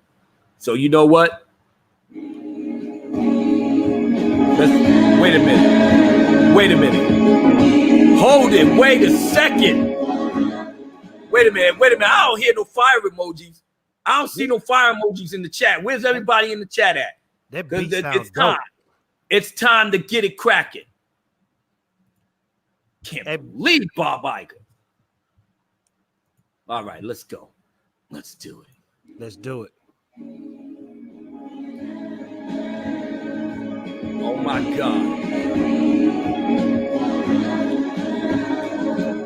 I guess the joke is really on us when the franchise got fucked up by higher ups in the corporation that's called Disney, with Bob Iger and Kathleen Kennedy. Between these two clowns, they caught us all sleeping. Brought out Lucasfilm, $4 billion even. They was so indecent when they started teasing that George Lucas was the man that they believed in. Hold it. Woo. Hold it. Select a rewind that back in. Remix. You beat me to it. Yo, you got to be mad at this shit, yo. You got to be mad at this. I don't get mad. I'm kind of cool. I'm kind of ticked off. You see? I'm a little mad. I had The salad. joke is really on us when the franchise got fucked up by higher ups in the corporation that's called Disney, with Bob Iger and Kathleen Kennedy. Between these two clowns, they caught us all sleeping. Bought out Lucasfilm for $4 billion even. They was so indecent when they started teasing that George Lucas was the man that they believed in. The nerve of these heathens with the bullshit they preaching. They got us all fucked up now with steady bleeding. They made it clear that they have created control. They take characters to places you don't know. Made him a consultant, but only just for show. In private, they all told him to hit the road. George said, yeah, I'm gonna leave, but best believe you'll have no success without me. Bob said, you wanna bet? All hands on deck. I got Kathleen, J.J. Abrams ready to wreck.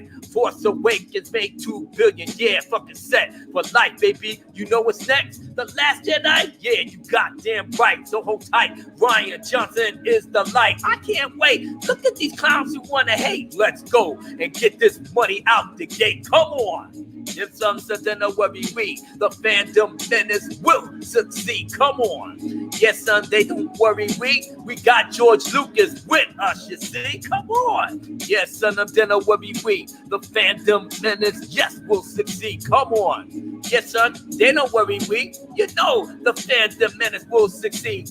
Once upon a time in Walt Disneyland, there was 4 people who had formed the clan. Bob Iger, Jar Jar Abrams, Kathleen Kennedy, and Rian Johnson. They all looked around and said, yo, what up, son? What can we do to be the number one? Then they saw George Lucas selling his franchise. They walked around with dollar signs in their eyes. It's not a surprise Kathleen told the lie that George Lucas was the one she idolized. George Lucas didn't know what he was in for as he was listening to the words of that whore. He signed on the dotted line. There was no more things to say as he was shown out the door. Now Kathleen Kennedy is the head bitch of Lucasfilm. They go getting filthy rich, but still back in the Walt Disneyland. Bob Iger, as you know, was still the man. He told Kathleen, yo, you best understand, I run this shit and you under my command. Kathleen, of course, had nothing to say, cause Bob Iger was beyond her pay grade. She knew that this was the games people play. All she had to do was say the fuck out his way.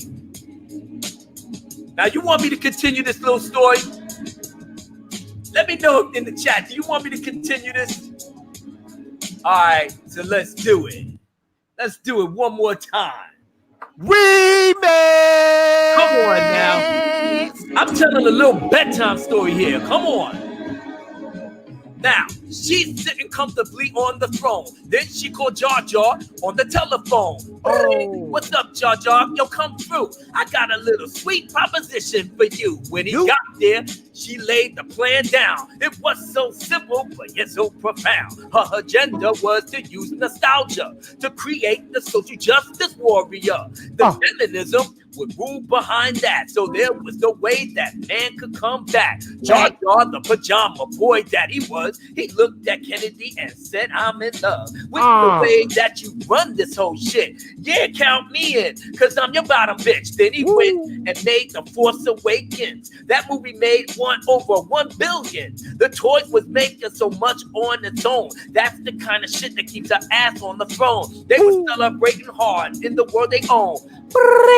Bob Iger's on the phone. Oh, Now it's back reality for both Jar Jar and Kathleen Kennedy. Bob Iger said, yeah, I like what I see. All that money coming over to Disney. Is there a way we can make more than that? She said, I got a plan and it's right and exact. It's called The Last Jedi by Rian Johnson. His story alone will keep us number one. Bob said, don't fail me, girlfriend, because if you do, your ass will be out so fast your head will spin. She said, I don't have a worry in the world. So do just the warriors. Feminism for the girls. We don't need male fans. We'll leave them behind. The women in this movie will make us all shine. Now we come to the part of the tale where we see the Last Jedi fail. woo. And that was no lie. The women was trash, but so was the guys. The Uh-huh. plot was dumb, the one had fun, and after week 2, it wasn't number 1. They Yeah. didn't even make half the money that they won. All Uh-huh. behind Rian Johnson's little stunt. I'm Uh-huh. going against the grain. That was so lame. The Lame. money's all gone, and all that remains is the Man. pain of the fans, no doubt. We Uh-huh. want Kathleen Kennedy fucking out. Out. They the male Rian Johnson gets no love. At the end of the day, he's a fucking scrub. Jar Jar begged Bob to give him a chance to bring it all home so he can be the champ. The damage was done, too little, too late. The failure of Solo had sealed the fate of Ooh. everyone involved who now lost their job. Nothing was corrected and nothing was solved. And what about the queen that we call Kathleen? She was summoned to Disney to face a reckoning. She had to step down without a second thought. This, of course, was the will of the Force. You can't win when you alienate the fans. You need the women, but you also need the man. You need good stories to carry out the plan that make you successful in every known land. But there's hope, as you can all see, because the head of Lucasfilm, Dave Filoni. Yeah, boy. Super chat. That's a little bedtime story for everybody involved. I got one too. You got one too? Bob Iger lied to our friend George Lucas. He said he'd make your movies, just give me your Star Wars, but he lied. Then Lucas cried, then we all cried when we saw The Last Jedi. Oh yeah. La la la la la la la la Oh la. my goodness. Are you La la kidding la me? la la la la la. PK Fox sent a super chat. Okay, I'm trying to get to it right now. Sorry, 19K Fox. Abu Nas doesn't read his super chats. He's an old school gangster. He don't understand all the technology. But it's okay. He's a homie, and we love him to no end. Even though he did a lot of talking, and Fatal J didn't say nothing. That's okay. La la la la la la la la la. La la la la la la la la la. 19K Fox with the $4.99 super chat. Keep it flowing, Abu. Oh, I'm far from done, brother. I'm far from done. I'm giving everybody their money's worth tonight. Straight up and down. You know? But yeah, that's pretty much what that whole bullshit was about. And look where we at now. Do you actually think you guys should be stupid enough to pay your money? Pay your hard-earned cash, the money that you pay your rent with. To pay your gas bill, your light bill, your electric bill, your fucking alimony payments, goddamn child support. This is what you pay. This is what you paying. You're going to the movies to see this piece of trash. Hold on a second. Hold on. Point of privilege, white people. I don't know about any of those things. So I know this is a self-made handsome man. Why would he do that? You know what I'm saying? Shoot, listen. Bro, you got a lot of love in the chat right now, man. People, and then as soon as I came on, people said this show just got really white. That's some white music if I ever heard it. But Darth Barbie said, loved you in School of Rock. Oh, she said that about me? No, sorry. It was about me. And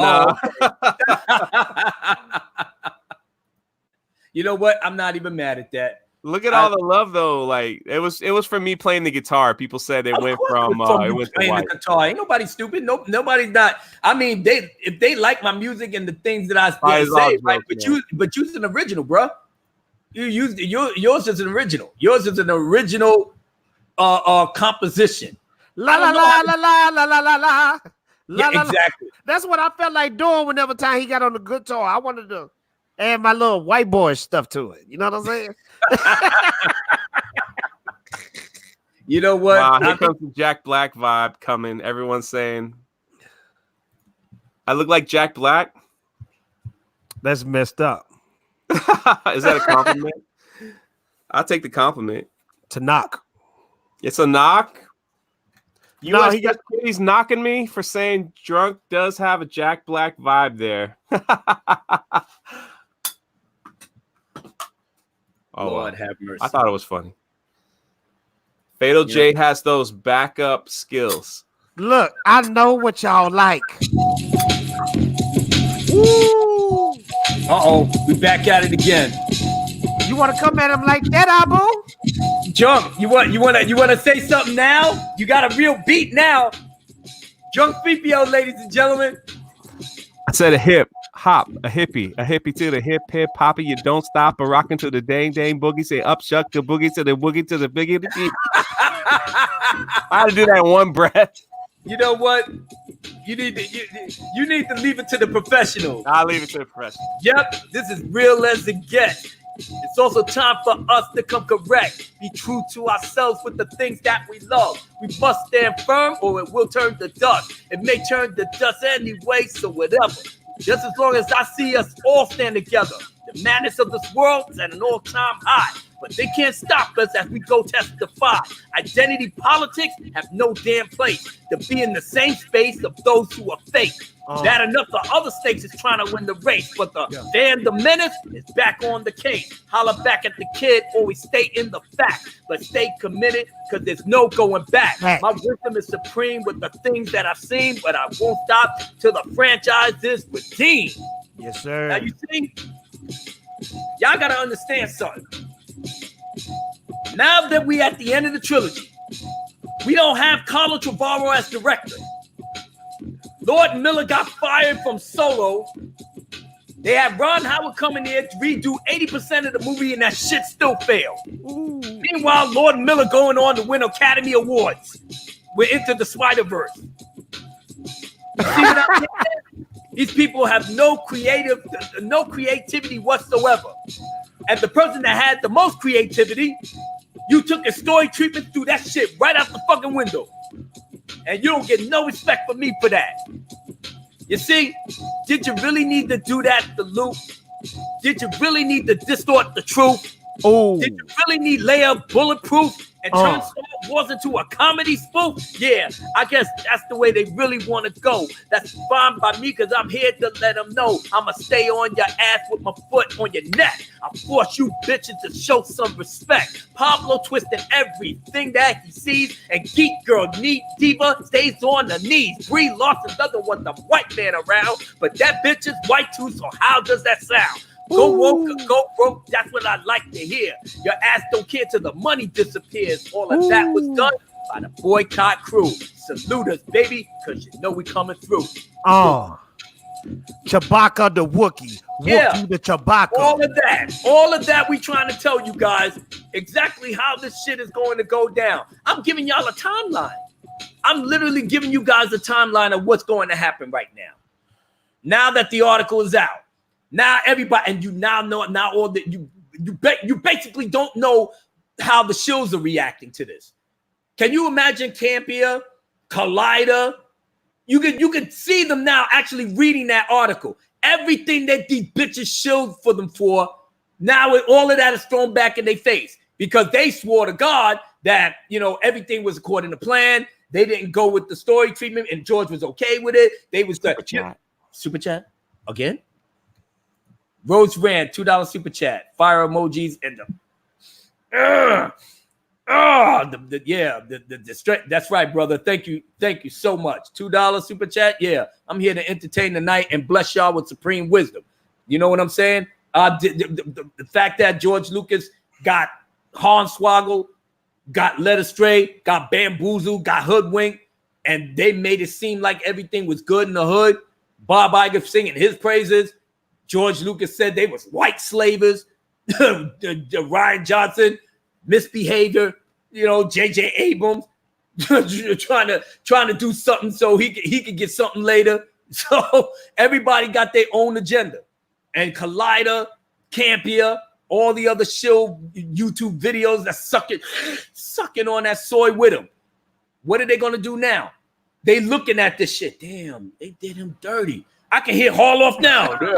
I shill 5 years for these bitches.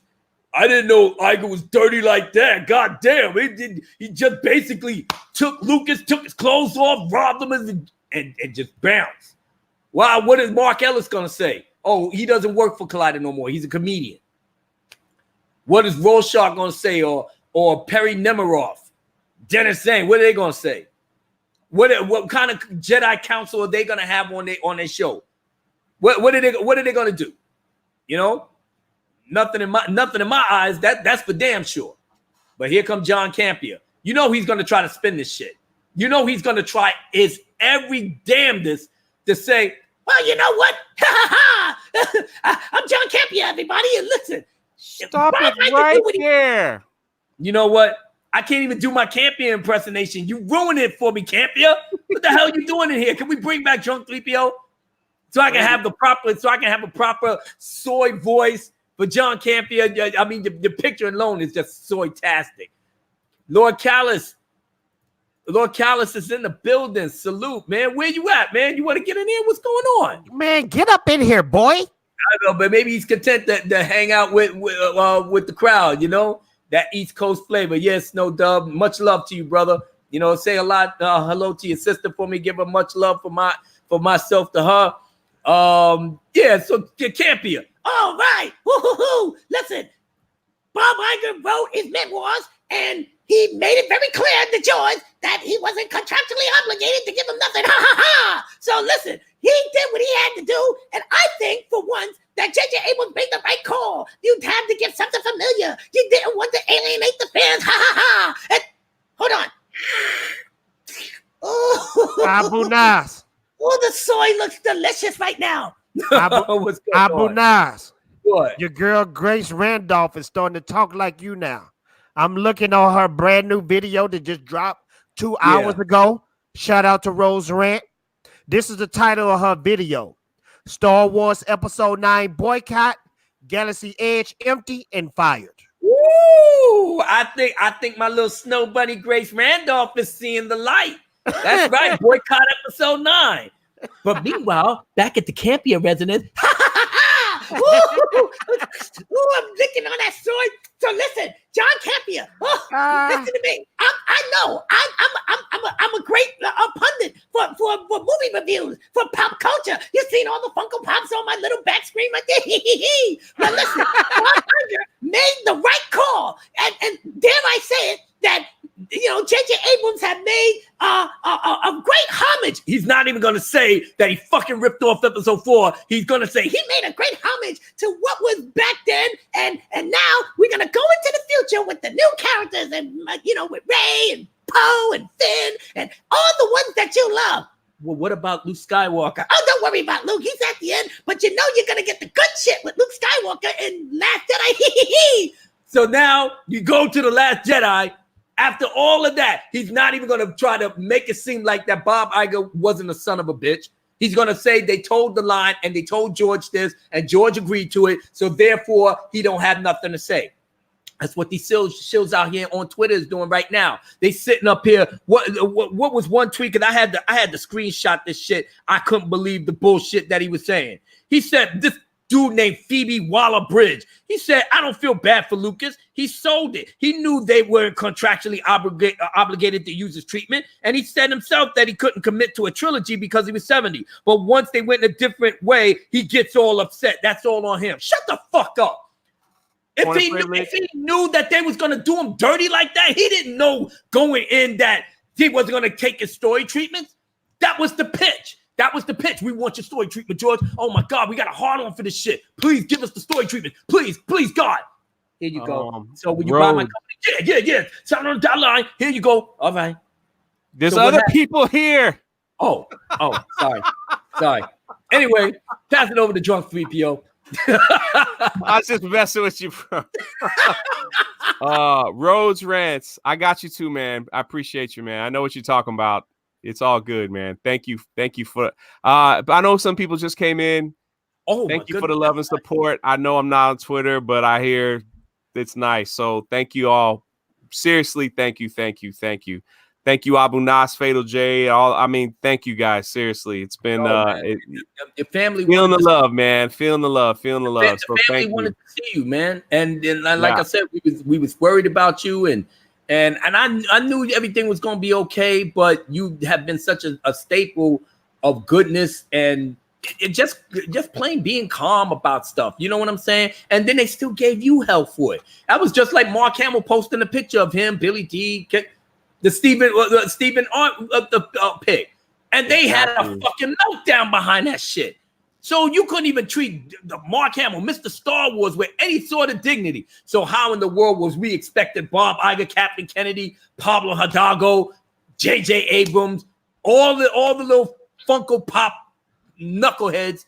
Now, how do you expect they was going to treat George Lucas with any respect? There was another tweet. What by some dude named Price of Reason, some fuckboy. He said, what did he say? He said, yeah, George Lucas wanted his cake and eat it too. And but you can't sell a property for $4 billion and still expect to control it. Not that Iger deserves any praise. Now you're trying to clean this shit up. Shut up. You know, not that Iger deserves any praise. It wasn't difficult to treat George respectfully. Yeah. But the fact of the matter is, they didn't do none of that. And he wasn't expecting to have his cake and eat it too. He was expecting Bob Iger to hold his end of the deal. And he didn't do that. He couldn't even fucking do that. You know what I'm saying? And then the fact that he said in his memoirs, well, that was a promise that I could keep, but I knew that it wasn't going to pan out to nothing. So I wouldn't be held responsible if it wasn't there. He covered his tracks. So George just got caught out there blindsided. I know he told Mark Hamill about this shit. Mark Hamill said, well, you know what? JJ was supposed to put me in The Force Awakens a lot more. That was in the script. He read the script that he was supposed to be in The Force Awakens doing something wonderful. You know what I'm saying? But then they changed the shit up, made him the MacGuffin.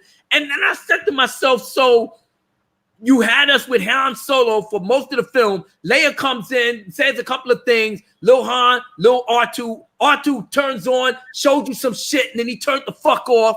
Now all of a sudden, you wanted to see your hero. Now super bitch Mary Sue Ray coming up there with the lightsaber, giving it to Luke. Luke pulls off the hood, turns around, pan shot, and directed by J.J. Abrams. Now you give us 2 more years to fucking wait.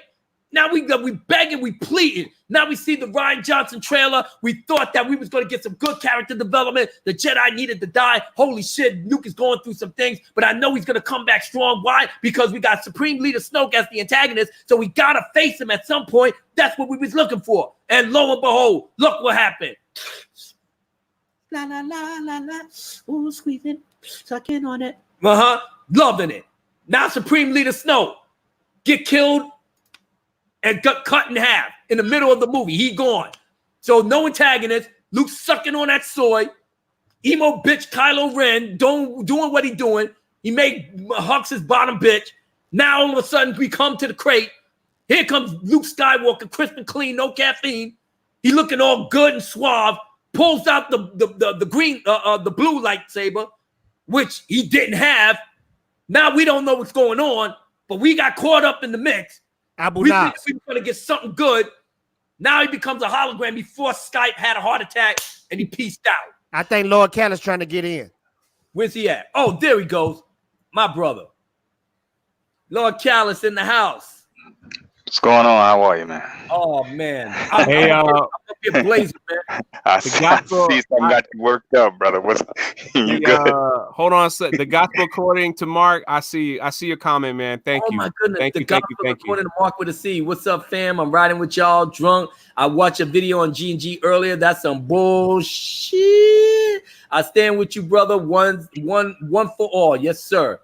Yes, sir. Yes, sir. So, but you see this bullshit, right? Right, Lord Callis?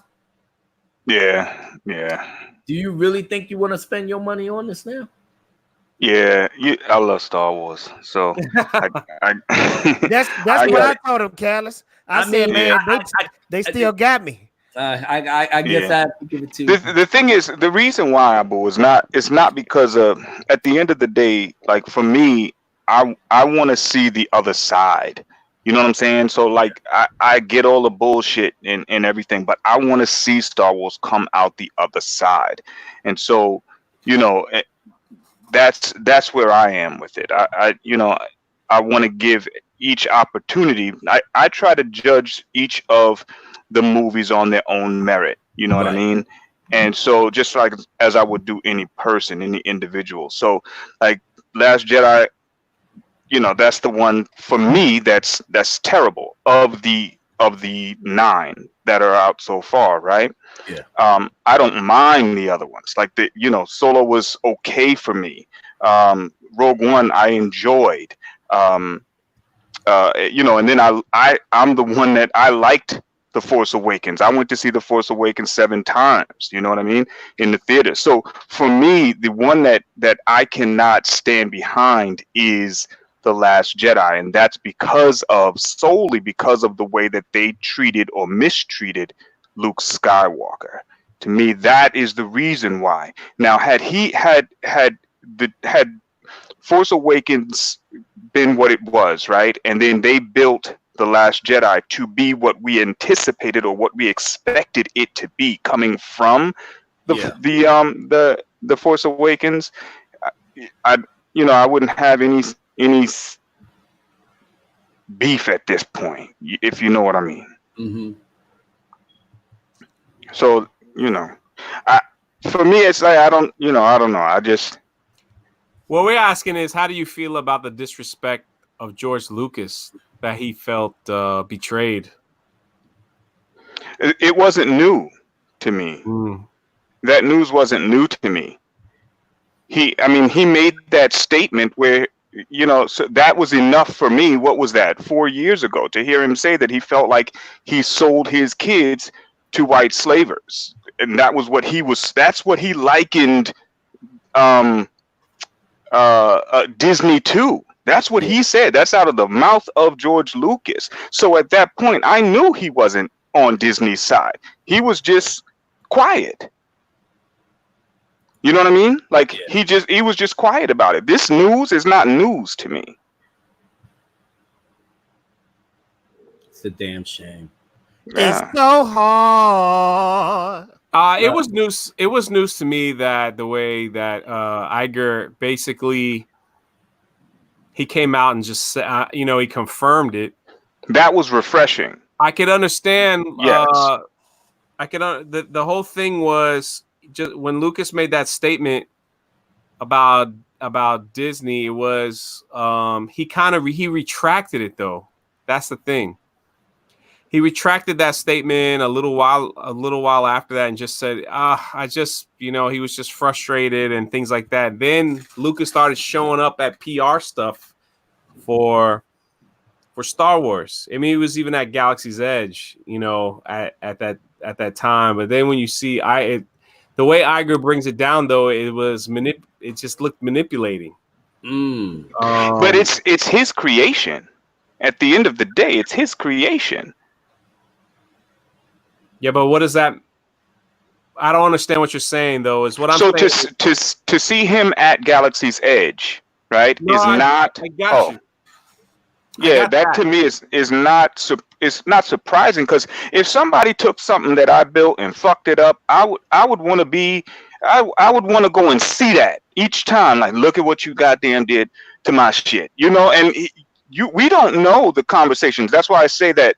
It, like you said, it's refreshing, the honesty that that has come out of this article, where it's finally being admitted to that this is what happened. You know what I mean? Where that is refreshing. So we're saying, you know what? Why didn't you just say this from the very beginning, instead of perpetuating this divide and continuing to let us go at each other like dogs? And you could have just said this from the get-go. Right. That, you know what I mean? It just it's upsetting. It's upsetting to me that someone that was part of my childhood was hustled, was taken advantage of and probably lied to on different occasions, to the fact where you feel betrayed. Betrayed is such a hard word. If he using any other thing other than betrayed was just would have stated this a little bit different. But when you feel betrayed, you pretty much feel like someone broke their promise to you, someone stabbed you in the back, someone that shook your hand and say, hey, we got this, you know, we got an agreement, let's shake on it, and then they turn around and do something else. That's a betrayal.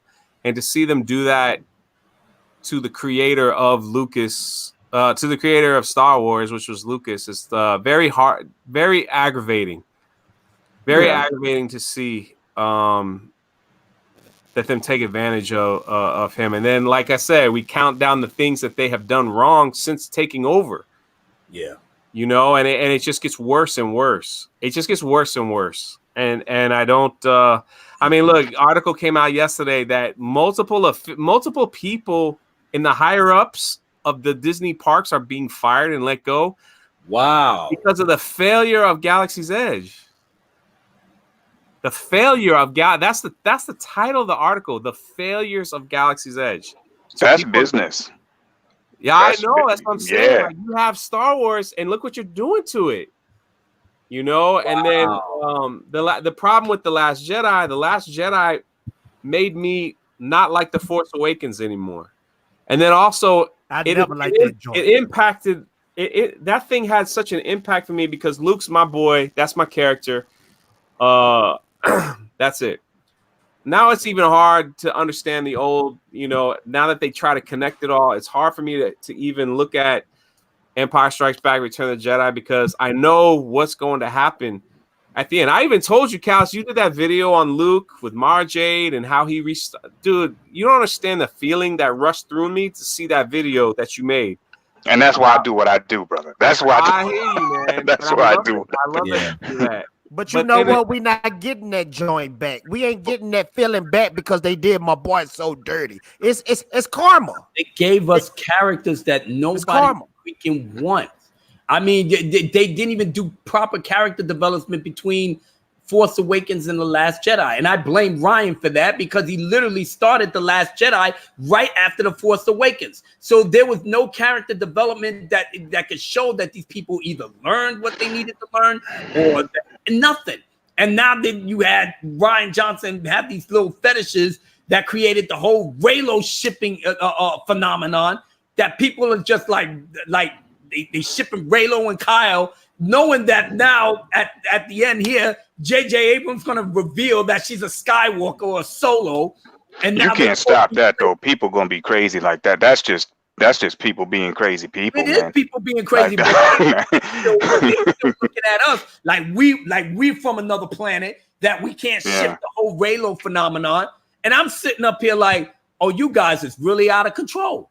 Really? But the thing about the and I don't want to get too deep into that, but the thing about that's so confusing to me, what I don't understand, and I would like for somebody on that side to explain to me is where they come to that conclusion. Like how, from what point when you watch The Force Awakens, because that shipping came from The Force Awakens. It didn't start with The Last Jedi. It came at the conclusion of The Force Awakens. And at what point did it ever seem that there was going to be any other connection other than Finn and Rey? That I don't understand. So when that Reylo shipping came out, it just was odd to me. It's like, wow. How did you see that at all? That just didn't make any sense to me, and still doesn't. I don't understand it. Crazy people. No, I don't know. I don't understand it either. No, I think Ryan stirred that pot when he had them, you know, tingly and all that stuff, and horrible characters that you have Rey literally saying you're a monster, and about 10 hours later trying to beat up Luke, saying you created Kylo Ren. He's not such a bad guy. I mean, it's crazy. The storytelling was just so terrible.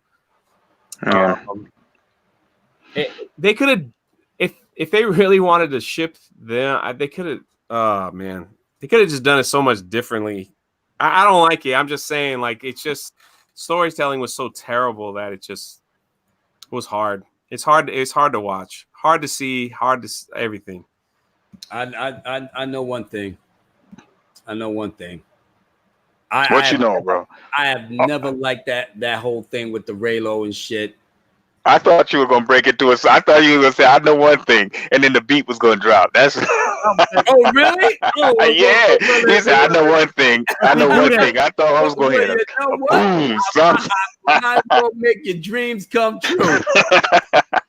I might as well make your dreams come true. 1, 2, break it. Oh, Bulla Booger down. 19 said, "Hercules jerkily." Now listen. Now you know Abu Nas ain't in for the Raylo bullshit. But I want to break it down to you how stupid and sick it is. Now I know there may be some Raylo shippers lurking in the chat, but I'm gonna break it down for you just so you know how you should act. All right, so let me do it. Now, obviously, this is not, and I'm making a disclaimer. This is not the official. This is not the official song for Raylos. Okay, I'm disrespecting you right off the gate. You got a super chat. Super chat. Where we at? Lori Roberts. Oh, my girl Lori Roberts just doing her thing. Callus, everything else you doing well? Yeah, man. I'm just trying to drop videos, man. That's all I'm trying to do. 19 from 600, y'all. I appreciate you. Everybody that came out, I appreciate you all. Thank you so much. 19 from 600. I said I wanted to be at 600 by the end of this month, just like 500 at the end of last month. And I appreciate y'all. So thank you for sharing. I gotta catch up on all you, man. You dropping them faster than me. I gotta catch up. I'm trying, bro. Roberts with the $2 super chat. It's the Twilight crowd. Yep, my queen, you ain't never lied. It is. It's the Twilight crowd. They're trying to replace anything that they can get to get young people into the theaters, and I'm not mad at them, but yet I am. So you Raylo slippers, all you Raylo shippers, check this out.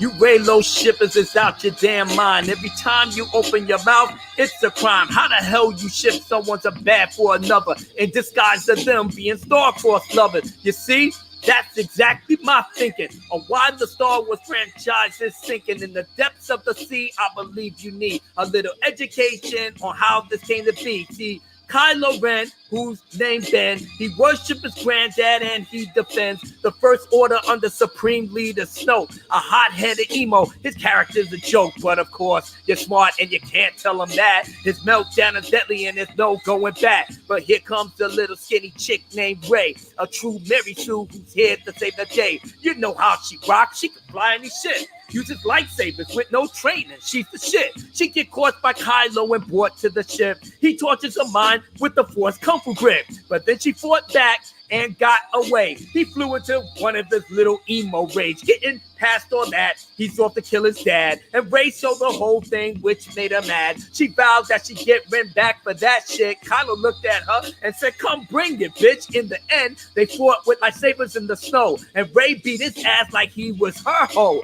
That old hustle money, that's why she had to flip. Leader Snoke shook his head and said, "This is some bullshit." Now here we come to the Last Jedi. I saw something that caught me by surprise. They was having visions of each other back and forth. All of this was done by Leader Snoke with the Force. Didn't they hate each other? Well, that's a lie. They was looking at each other with googly eyes. Kylo turned around without a shirt looking fit. You could see in Rey's eyes that she wanted some dick. Can't you see what's wrong with this bullshit script? The character development don't even fit. It's the classic abusive relationship. And this is the type of thing they want to ship? Rian Johnson really on his fetish type shit. Raylo shipping with Luke squeezed and tits. The critics lost their mind. It's the best of all time. And girls around the world formed the Congo line. They dance and they happy. They got what they like. The thing that replaces the movie Twilight. Shipping the bad boy is the good girl. That's what completes the mystic whole world. I'm not having that. That's why I strike back like the Empire who's dressed in black. I'm Grand Moff Tarkin. You may fire when you ready. I'm back on my bullshit. I'm here to rock steady. This Raylo shit is messing up the game. Shipping your abuser is so fucking lame. You try to go against me, you stay in your lane. I'm here to release you from your mental chains. Allow me to explain the depths of your shame. So one day you can be free from this pain. But then again, yeah, y'all kids don't even want that. Y'all don't want that. Y'all just stay in your feelings. You get mad. Oh, J.J. Abrams doing a great solid. We shipping Raylo. You see them got them fighting again with the lightsabers in the movie. So you tell me, partner. You tell me. Do you really want? I know Fatal J and Collins got to do what they got to do. But I'm pleading. This really super nothing. chat. Another super chat. Shellback. My brother Shellback. $5 super chat from Shellback TJC. I'm getting down all Hercules jerkily the album's fat beats. My brother, I'm just only here trying to tell you to enjoy yourself. I mean, obviously, for all of us here, we're basically tired. We're basically at the end of our rope. We are YouTubers, and we got an obligation to provide stuff for our community, our peers, you know, our audience that likes to come and see the chat and everything. But you know what's crazy though? This is what's crazy. We'll never get that movie where Luke Skywalker was the hero, where Han Solo and Leia are together, and fighting evil together. Chewbacca right by his side. We'll never get that movie. You do know that Lucas' story treatments probably had all of that in it. But it's too far gone. You can't fix it. No. After episode 9, whatever episode 9 does, it's still gonna be too late in the game because they killed him. I know. They killed him, bro. There's no way to fix the situation at all. The only thing that we the only thing that we're going to get is possibly a decent standalone movie, or like Sith Kryptonian said, like a follow-up to The Force Awakens. Right. You know, like that's the best thing that we're going to get right now. As long as 8 stays in place, and you know, I don't see them ever decanonizing that, but as long as 8 stays in place, there's no way to salvage that. It's only going to be. But look at this. Even if 7 stay in place, in my opinion, even if 7 stay in place, it's still in bad shape. No. If 7 was what it was, and 8 was what we thought was coming out of 7, then it would have been fine. Most of us thought. The man next in line after Luke is who in Star Wars universe? Han Solo. He's gone in 7. Yeah, but I get what you're saying. Han Solo plays a huge part in Star Wars. Listen. What's his name wanted to kill Han Solo in Empire Strikes Back? Harrison Ford. He was supposed to die in Empire Strikes Back. So I know it's sad that he died in 7, but Harrison didn't want to play him anymore. So the bottom line was he wanted that character. Out of Harrison Ford's own mouth, he did not believe that beyond episode 5 that Han Solo added anything to the story. Out of Harrison Ford's own mouth. Mm-hmm. So that's why he thought that he should have been the one to make a great sacrifice in 5 for himself, and not to come out of that carbonite freezing. So Han Solo was unfortunately the sacrificial lamb, and right? That's bad, because guess what? In The Last Jedi, they ain't even mention my boy Han Solo. Yeah, he didn't get. That's some cold stuff, though. Yeah. And then it was what was it, the morning scene that they gave Luke, the 2 minutes that he actually sat there and thought about Han Solo, they edited it out. It went on the chopping floor. Look how they did Akbar. It was like just clap, clap. It's over. It's done. He dead. They didn't mourn about it. They have a funeral about him. Nothing. Midnight's Edge after Doc popped in. What's up, Tom? I don't know if he's still here. I was scrolling up and I must have got through the music, so I don't see him anywhere else. But if you hear Tom, I'm so glad that you popped in, checking us out. We losing our minds behind this shit. I mean, I hear what you're saying, Callis. The problem is like with the sequel, right? So with each trilogy, there has to be succession, right?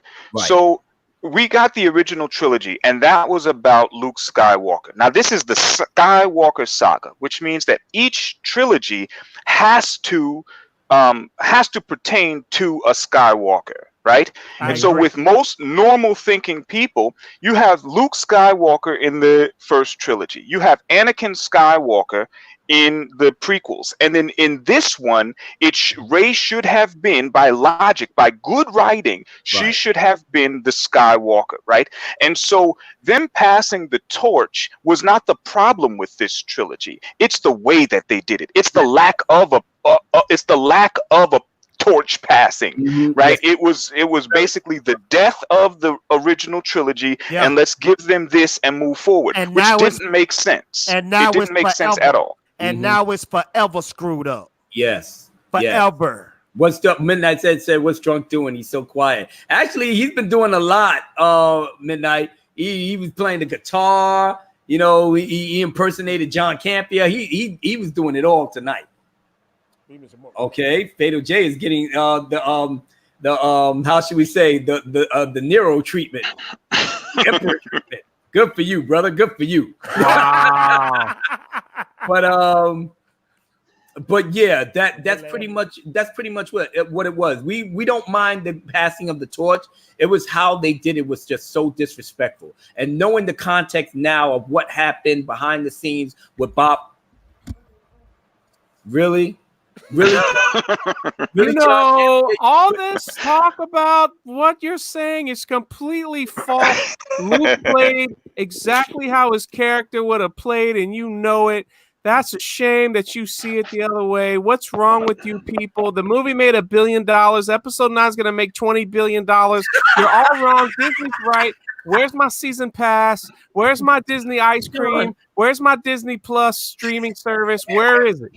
John, you have the nerve to say all of that, and you was the one in your damn your program talking about, maybe we need to recast Carrie Fisher. I think we need to do that. I want Brie Larson in the final episode 9 as the savior of Star Wars. Is that so hard to have? Lord Palace agrees with me. He seems to be a wonderful person of color that is not simple-minded like Fatal J. Black. I'm black.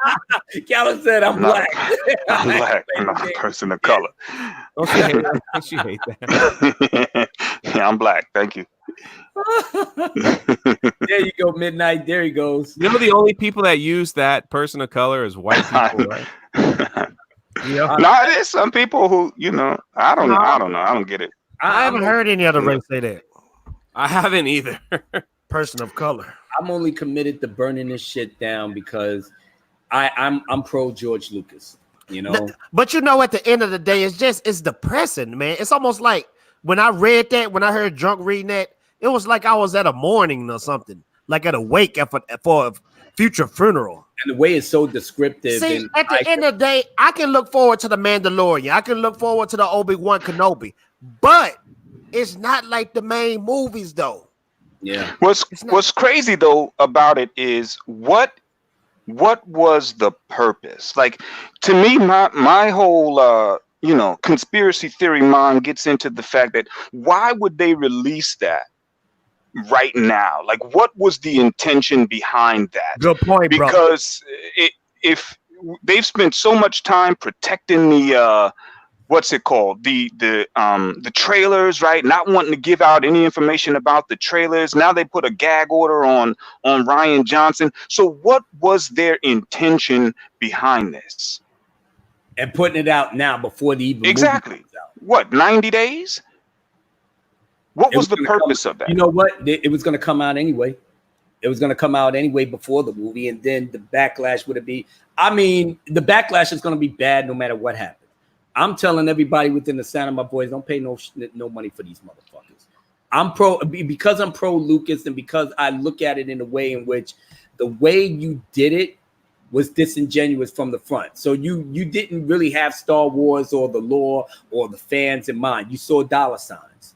You saw dollar signs and you ran for it. You just said like I said, you missed all of it when I was describing how, relationships play into when Bob Iger know that he got to get that property. So he's going to say all the sweet nothings and everything that he wants you to hear in order to get what he wants.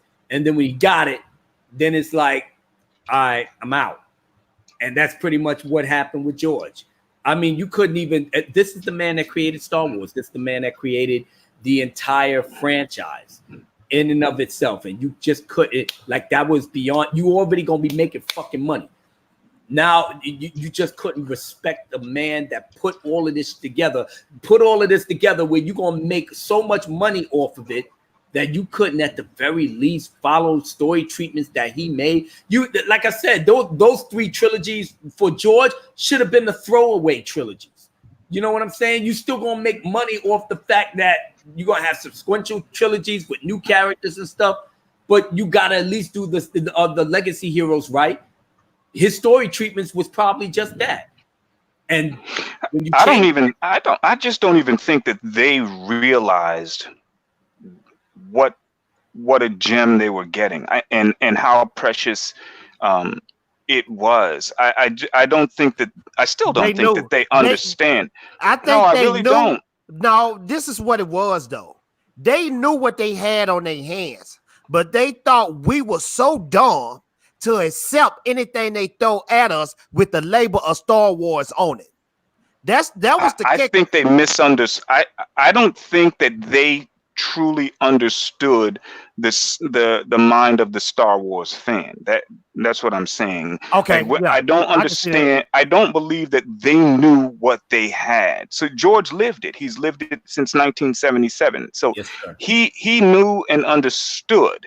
This is something that, like you just said, their intent was to recoup $4.2 billion, right? And so that was the mindset, not about how this makes the fans feel, or what this story does or has done, and which is kind of crazy to me because I don't understand how they didn't grow up on it. But I want to ask you this: do you think they messed up? They was trying to go the Marvel route. Yeah. All these little what's crazy is my brother is deep into Marvel, and when Disney bought Marvel, he was tight. He got tight because he knew, and so he said to me, as soon as they bought Star Wars, he was like, "Oh shit." He said it's over, and at the time, because I'm not as deep into, I'm Marvel Cinematic Universe. I'm not Marvel, comics and all of that. So I don't have the depth of lore like he has. And so I guess I'm what is called a normie when it comes to Marvel. So which is kind of flip flop for the for Star Wars. So when they bought Star Wars, he said just wait, just wait. Crazy. Stephanie B said hello, everyone, just dropping in for support. Y'all ever played that video game on Sega Genesis called Streets of Rage? Yeah. I say all 4 of us click up, go fight the city, go into Lucasfilm, and just burn that place down. You know what I'm saying? And Rian Johnson will be the boss at the top of the building. We'll get him too. You know what? Streets of Rage was my shit. I am so sad that all of this, you know, came out the way it did, that really put into weight and context of George's feelings when he made that video, when he made that interview with Charlie Rose about the white slavers. He was hurt by that. You know, you just, and the fact that it's in my mind and I'm replaying it, that we could have had something, as you said, Lord Callis, we could have had something very special, you know, from the story treatments that wrapped up the sequel trilogy the way the maker intended. I'm an artist, I'm an artist and a creator. Whatever my creation is, however famous it gets or what have you, I'm still its creator, and I still have a right to tell the story the way that I need to tell it, you know? And with George, that was true with the prequels, even though people just, you know, didn't understand how forward-thinking George was behind it, because he had a competent story to tell, and he told it the way he needed to tell it. The same thing with the sequel trilogy, with the story treatments. He knew how he wanted to end his saga. You know, he talked about not doing it. He flip-flopped back and forth, but at the end of the day, it still was his baby, you know. But he knew he was getting a lot of issues in terms of the prequels, and it burnt him out. You know, Midnight's Edge gave me a lot to think about when I was on his channel, you know, about the state of George, and, you know, because he's human too. You know, he has issues just like everyone else. And maybe those issues and lack thereof or what have you finally caught up to, you know, things with his wife and such and so forth. You know, I mean, I had George Lucas on a pedestal, and in some ways I still do. I still do have him. I do too, bro. Yeah. I just have him on a pedestal where thanks to Midnight's Edge, I got it more tempered, but he's still a creator at the end of the day. He still is the reason why we're here doing videos. That the fandom is the fandom. That, you know, Star Wars in the lexicon is like a modern mythology. And we know that how the creator, if he's still alive, I can understand if he passed away, God forbid, and then Disney doing what they're doing, because like you said, we didn't have the maker, so they was just winging it and doing whatever the fuck they want as they went along. But the fact that he was still here, he's still amongst us, he's still breathing. You understand what I'm saying? He's still conscientious. He's not having any mental faculties or whatever. He's still conscientious of what it is that he put together. But I want to ask the fact that they thought that they could write a better story than the man that created the story is ridiculous. But I want to ask to Lord Callis Abu Nas, do y'all think it's a light in this dark tunnel that we're going through? Do you think we might get something spectacular far into the future or soon enough? Or do you think it's looking real dim and dark right about now?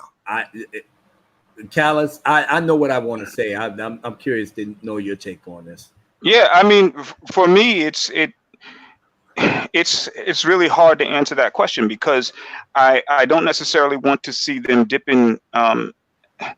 So here's the thing: the Star Wars universe is vast, right? It's vast. So at this point, once the Skywalker saga has ended, they can essentially take the universe and make it what they want to make it. I don't necessarily want to see them dip back into EU novels or into the Old Republic, because then I believe we'll just see more of the same. But Right. if moving forward, we have stories like The Mandalorian, we have stories like whatever it is that they intend to do with this Cassian Andor series, you know, where we're getting stories from the Star Wars universe that are original stories, then at that point, I would say that there is a light.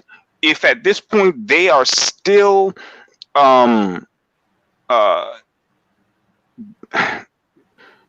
looking to the past or looking to borrow from the past, but not taking care of or respecting the source material, then it's a problem. Then it would be a problem. Okay. I just would hope that they don't go like people are saying that they may be intending to do Mara Jade, or they intend to do if they were to touch Jason and Jaina Solo, or actually they can't even do that now, but This is my only thing right here. This could be the only shred of hope in the future. I know it ain't gonna happen anytime soon. Let my boy George Lucas do that last hoorah and direct his last Star Wars film and just jam pack it full of everything he ever thought of that was gonna happen after episode 6. That's the only way. The problem is, the problem with that is that we cannot have a fluid or a consistent story that they now built into the lore as long as 8 stands. That's the problem. And for those that like 8, I don't have a problem with that. That's cool. That's cool. I don't like 8. And for me, I don't see how they could keep that storyline consistent. Even if George Lucas came out right now and just made a movie, it would be a great standalone movie. But we were given the Skywalker saga. Right. And now that saga is going to come to an end with Luke Skywalker dying before it ends. With Luke Skywalker dying the way that Luke Skywalker died. So I don't know what George could do at this point beyond decanonize 8 that could do anything now, for the Skywalker saga. Now, Pete, this I'm gonna kind of mind freak you real quick. Pause. All right. You know how Phantom Menace came out and everybody was like, yeah. And then when Attack of the Clones came out, everybody like, yeah, that wasn't that good. I love it too. Don't get me wrong, but you had a lot of people. True. Hate Attack of the Clones. And I think that trilogy right there made George Lucas lead the game, right? That was part of the downfall, yeah. Yeah. Now, this is the question. Do you think on down the line, if we get another trilogy with a spectacular director, maybe George, do you think that will make us overlook Last Jedi, or Last Jedi is so terrible it can never be overlooked? Can never be overlooked. Yeah, I can never consider people were saying Attack of the Clones was a love story, But that's the whole point that George Lucas said was that Star Wars is a space opera. He said that the story was founded on family drama. That was the point. So, and that was part of what I absolutely enjoyed about the prequels, was us being able to dive into the psyche of Anakin Skywalker and see what it was that made him turn to Darth Vader. And that was love. At the end of the day, that was love. So to deny that it was a love story would be you'd have to be blind. You'd have to be blind. From him being 10 years old, he was starry-eyed for Padme. 10 years old and she was 16. That happened in The Phantom Menace. So we see that and we get that. We understand that this story is about Anakin Skywalker, his fall to the dark side. Yeah. And that was all that all culminated from his love for his mother and for his love for Padme. But it's so amazing to me, and I just think about all the faults that was in Last Jedi. One movie messed up an entire year's worth of franchise. For instance, the one scene where they use the ship, the light speed, to destroy the other ship. Yeah. Now that make you think, why didn't they do that in episode 4 and 5? They could have just it. I can forgive it. But check this out. Think about this though, bro. If you could do all that, then why didn't you just put an X-Wing on autopilot, put it on light speed, and fly it smooth through the Death Star? Listen, the Last Jedi messed up bad. that doesn't do it for me, because if you want to complain about that, then we can complain about the fact that you can't make the blaster shouldn't make noise in space. The engine shouldn't make noise in space. Shit like that doesn't bother me. What bothered me is the fact that what they did to Luke. That is what kills it for me. That's absolutely what does it for me. But I'm just saying, even that small little detail right there screwed up a lot of things in the past too. You know what I'm saying? Yeah, because they introduced a mechanism that nobody really thought about or cared about. We was just going for the escapism. Now everything got to be explained, and not everything has to be explained like that. But and then they even said the purple haired chick, I can't even remember her name. They talking about she was force sensitive. How? How was she wasn't damn force sensitive. Sometimes they take the force moves through everyone. So the fact that everyone has a level of force sensitivity because there is the force in everyone. The ability to use it is different. Okay, and that's how the Jedi connect with if you believe in. So there's the living force and there's the cosmic or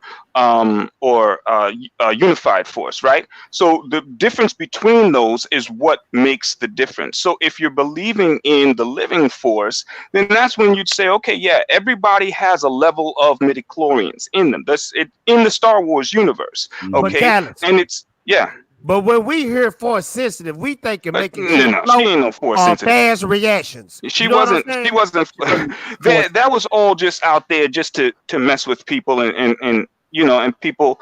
If you don't necessarily understand how it works, and so to that degree, you could say, yeah, she was force sensitive in the fact that the force does move through all living objects. It binds us all together. That's the unified and cosmic force. You know what? Right? And so that was it right there. The unifying cosmic force. Yeah. You know what? And then peep this at the end, the Broom Boy. How can you explain Broom Boy? Oh, don't even get me started. Because if that's the case, Anakin wasn't even doing stuff like that. Anakin was indeed. Anakin did do that. They just cut it out. So in the Phantom Menace, right? When Anakin is in his pod, right? In his the racing pod, right? When he reaches with that whatever he's holding, remember when he's in the pod and he's racing and the engine starts to fall off, he reaches out and he connects with it and he pulls that piece back so that he can connect it to his engine. He used the force right there. Yeah, but this motherfucker was using the force a little bit stronger than Anakin on that. And you got to admit that, bro. You know what? I already know I'm at the end of my rope with this, but I was just looking at the time. We're almost at the 2 hour 30 mark, so I guess we're gonna be wrapping things up. I do want you to give me your final thoughts, Lord Kallus, of what you want to see going forward. Now that you have this news, even though it's not news to you, but how are you going to use this information to, at the very least, further yourself and how you want to do your videos? Without expectation. I mean, that's just where I am right now. They throw so many curveballs that I just don't know what to expect. So I just take everything as it comes and judge it on its own merit as it's laid before me. That's all I can do, because it's trying to put any sense to it after 8. I don't know how to. I hear you. Fatal J. Man, I'm gonna tell you, Abu Naz, this ish is depressing, bro. I mean, dang, we supposed to be mind blown by this point. You know what I'm saying? It's supposed to get better and better and better. Yeah, we supposed to be excited about this stuff. Ain't nobody excited about this movie. I looked at the trailer, bro. You really think that's gonna impress me? That she got a lightsaber, like what's them knives called when you can do all the flicking stuff? A switchblade lightsaber. That's supposed to make me think that's dope. That's not dope. I've yet to see. That's not new, though. That's not new. That was in the Rebels and in the Clone Wars. But they act like we stupid.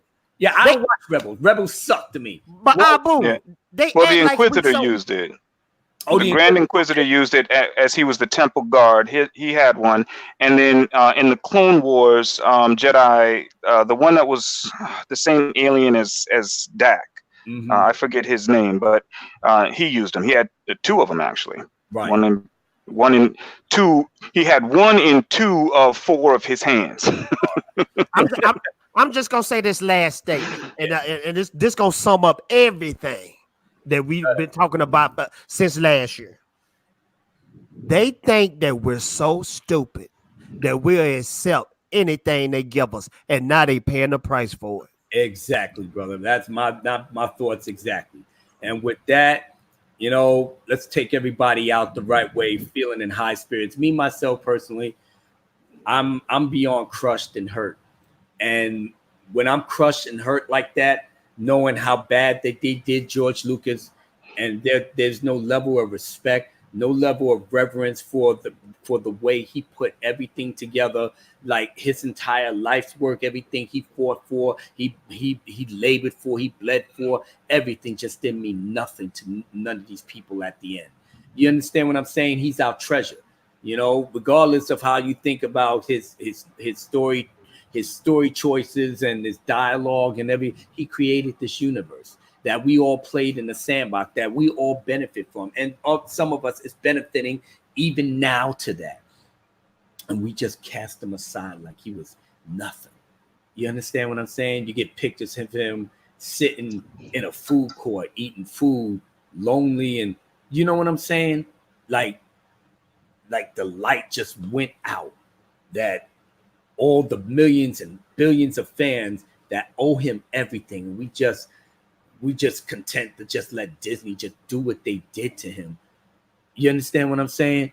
Do what they did to him without no type of accountability. You know, even though you own the property, but you just literally, you know what I'm saying, cast out a light that you could have used to really elevate your property, and you just thought you was creative and wise enough to give people something better, and y'all all failed miserably.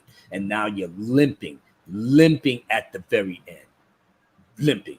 And then most of us, especially me, I don't have no love for this property anymore. The Disney version, none. I'm content to have episodes 1 through 6. I'm content to have the 2 Clone Wars and Rogue One. The EU is canon. All their books is canon as far as I'm concerned. the old Republic, and this is when I'm going to get more into your videos, Lord Khaled. When you talk about the old Republic and all the old Jedis and Sith and the lore and everything, that's what I love. I got lightsabers coming up all week. Oh, so great. Look for that. I got Sith regular lightsabers. I got Sith lightsabers. Yeah, all of them coming up this week. So that's dope, brother. So I'm of the mindset now where my voice and my channel is going to be dedicated to celebrating Star Wars that should have been. I'm literally going to forget about the sequel trilogy. I still got Force Awakens in Blu-ray, but I'm about to toss that shit out because it means nothing to me at this point. Nothing. 19K5 said Boys the Men need to be playing right now. Boys the Men? Yeah, you remember that? I know what song you talking about. Well, you know what? It's hard to say goodbye. I don't want to go out with something. I mean, because I'm depressed, but I don't want none of you guys in the chat to go out depressed. You know what I'm saying? Let's leave on a good note. Lord Callis got a point. Let's be hopeful. Let's be hopeful that after the sequel trilogy is in the can, that's trash, because JJ's already at Warner Brothers. He don't give a fuck anymore. He's just going through the motions. So everybody going through the motions. So who's the next up the step up? Hopefully we got Jon Favreau. Hopefully the Mandalorian can be everything that we want in a Star Wars show. And if that's the case, and if it really hits, maybe that can spill into Obi-Wan. Maybe they will get the hint with the identity politics and all this other foolishness and the social justice warrior experiments and all that. Maybe they'll get the message, and maybe Obi-Wan can get into that. And then that Mandalorian coming out in right before episode. At the end of the day, you got to remember it's a publicly traded company. So Wall Street speaks, and they have to listen. Yeah. So I'm gonna go out with a little bit of a bang.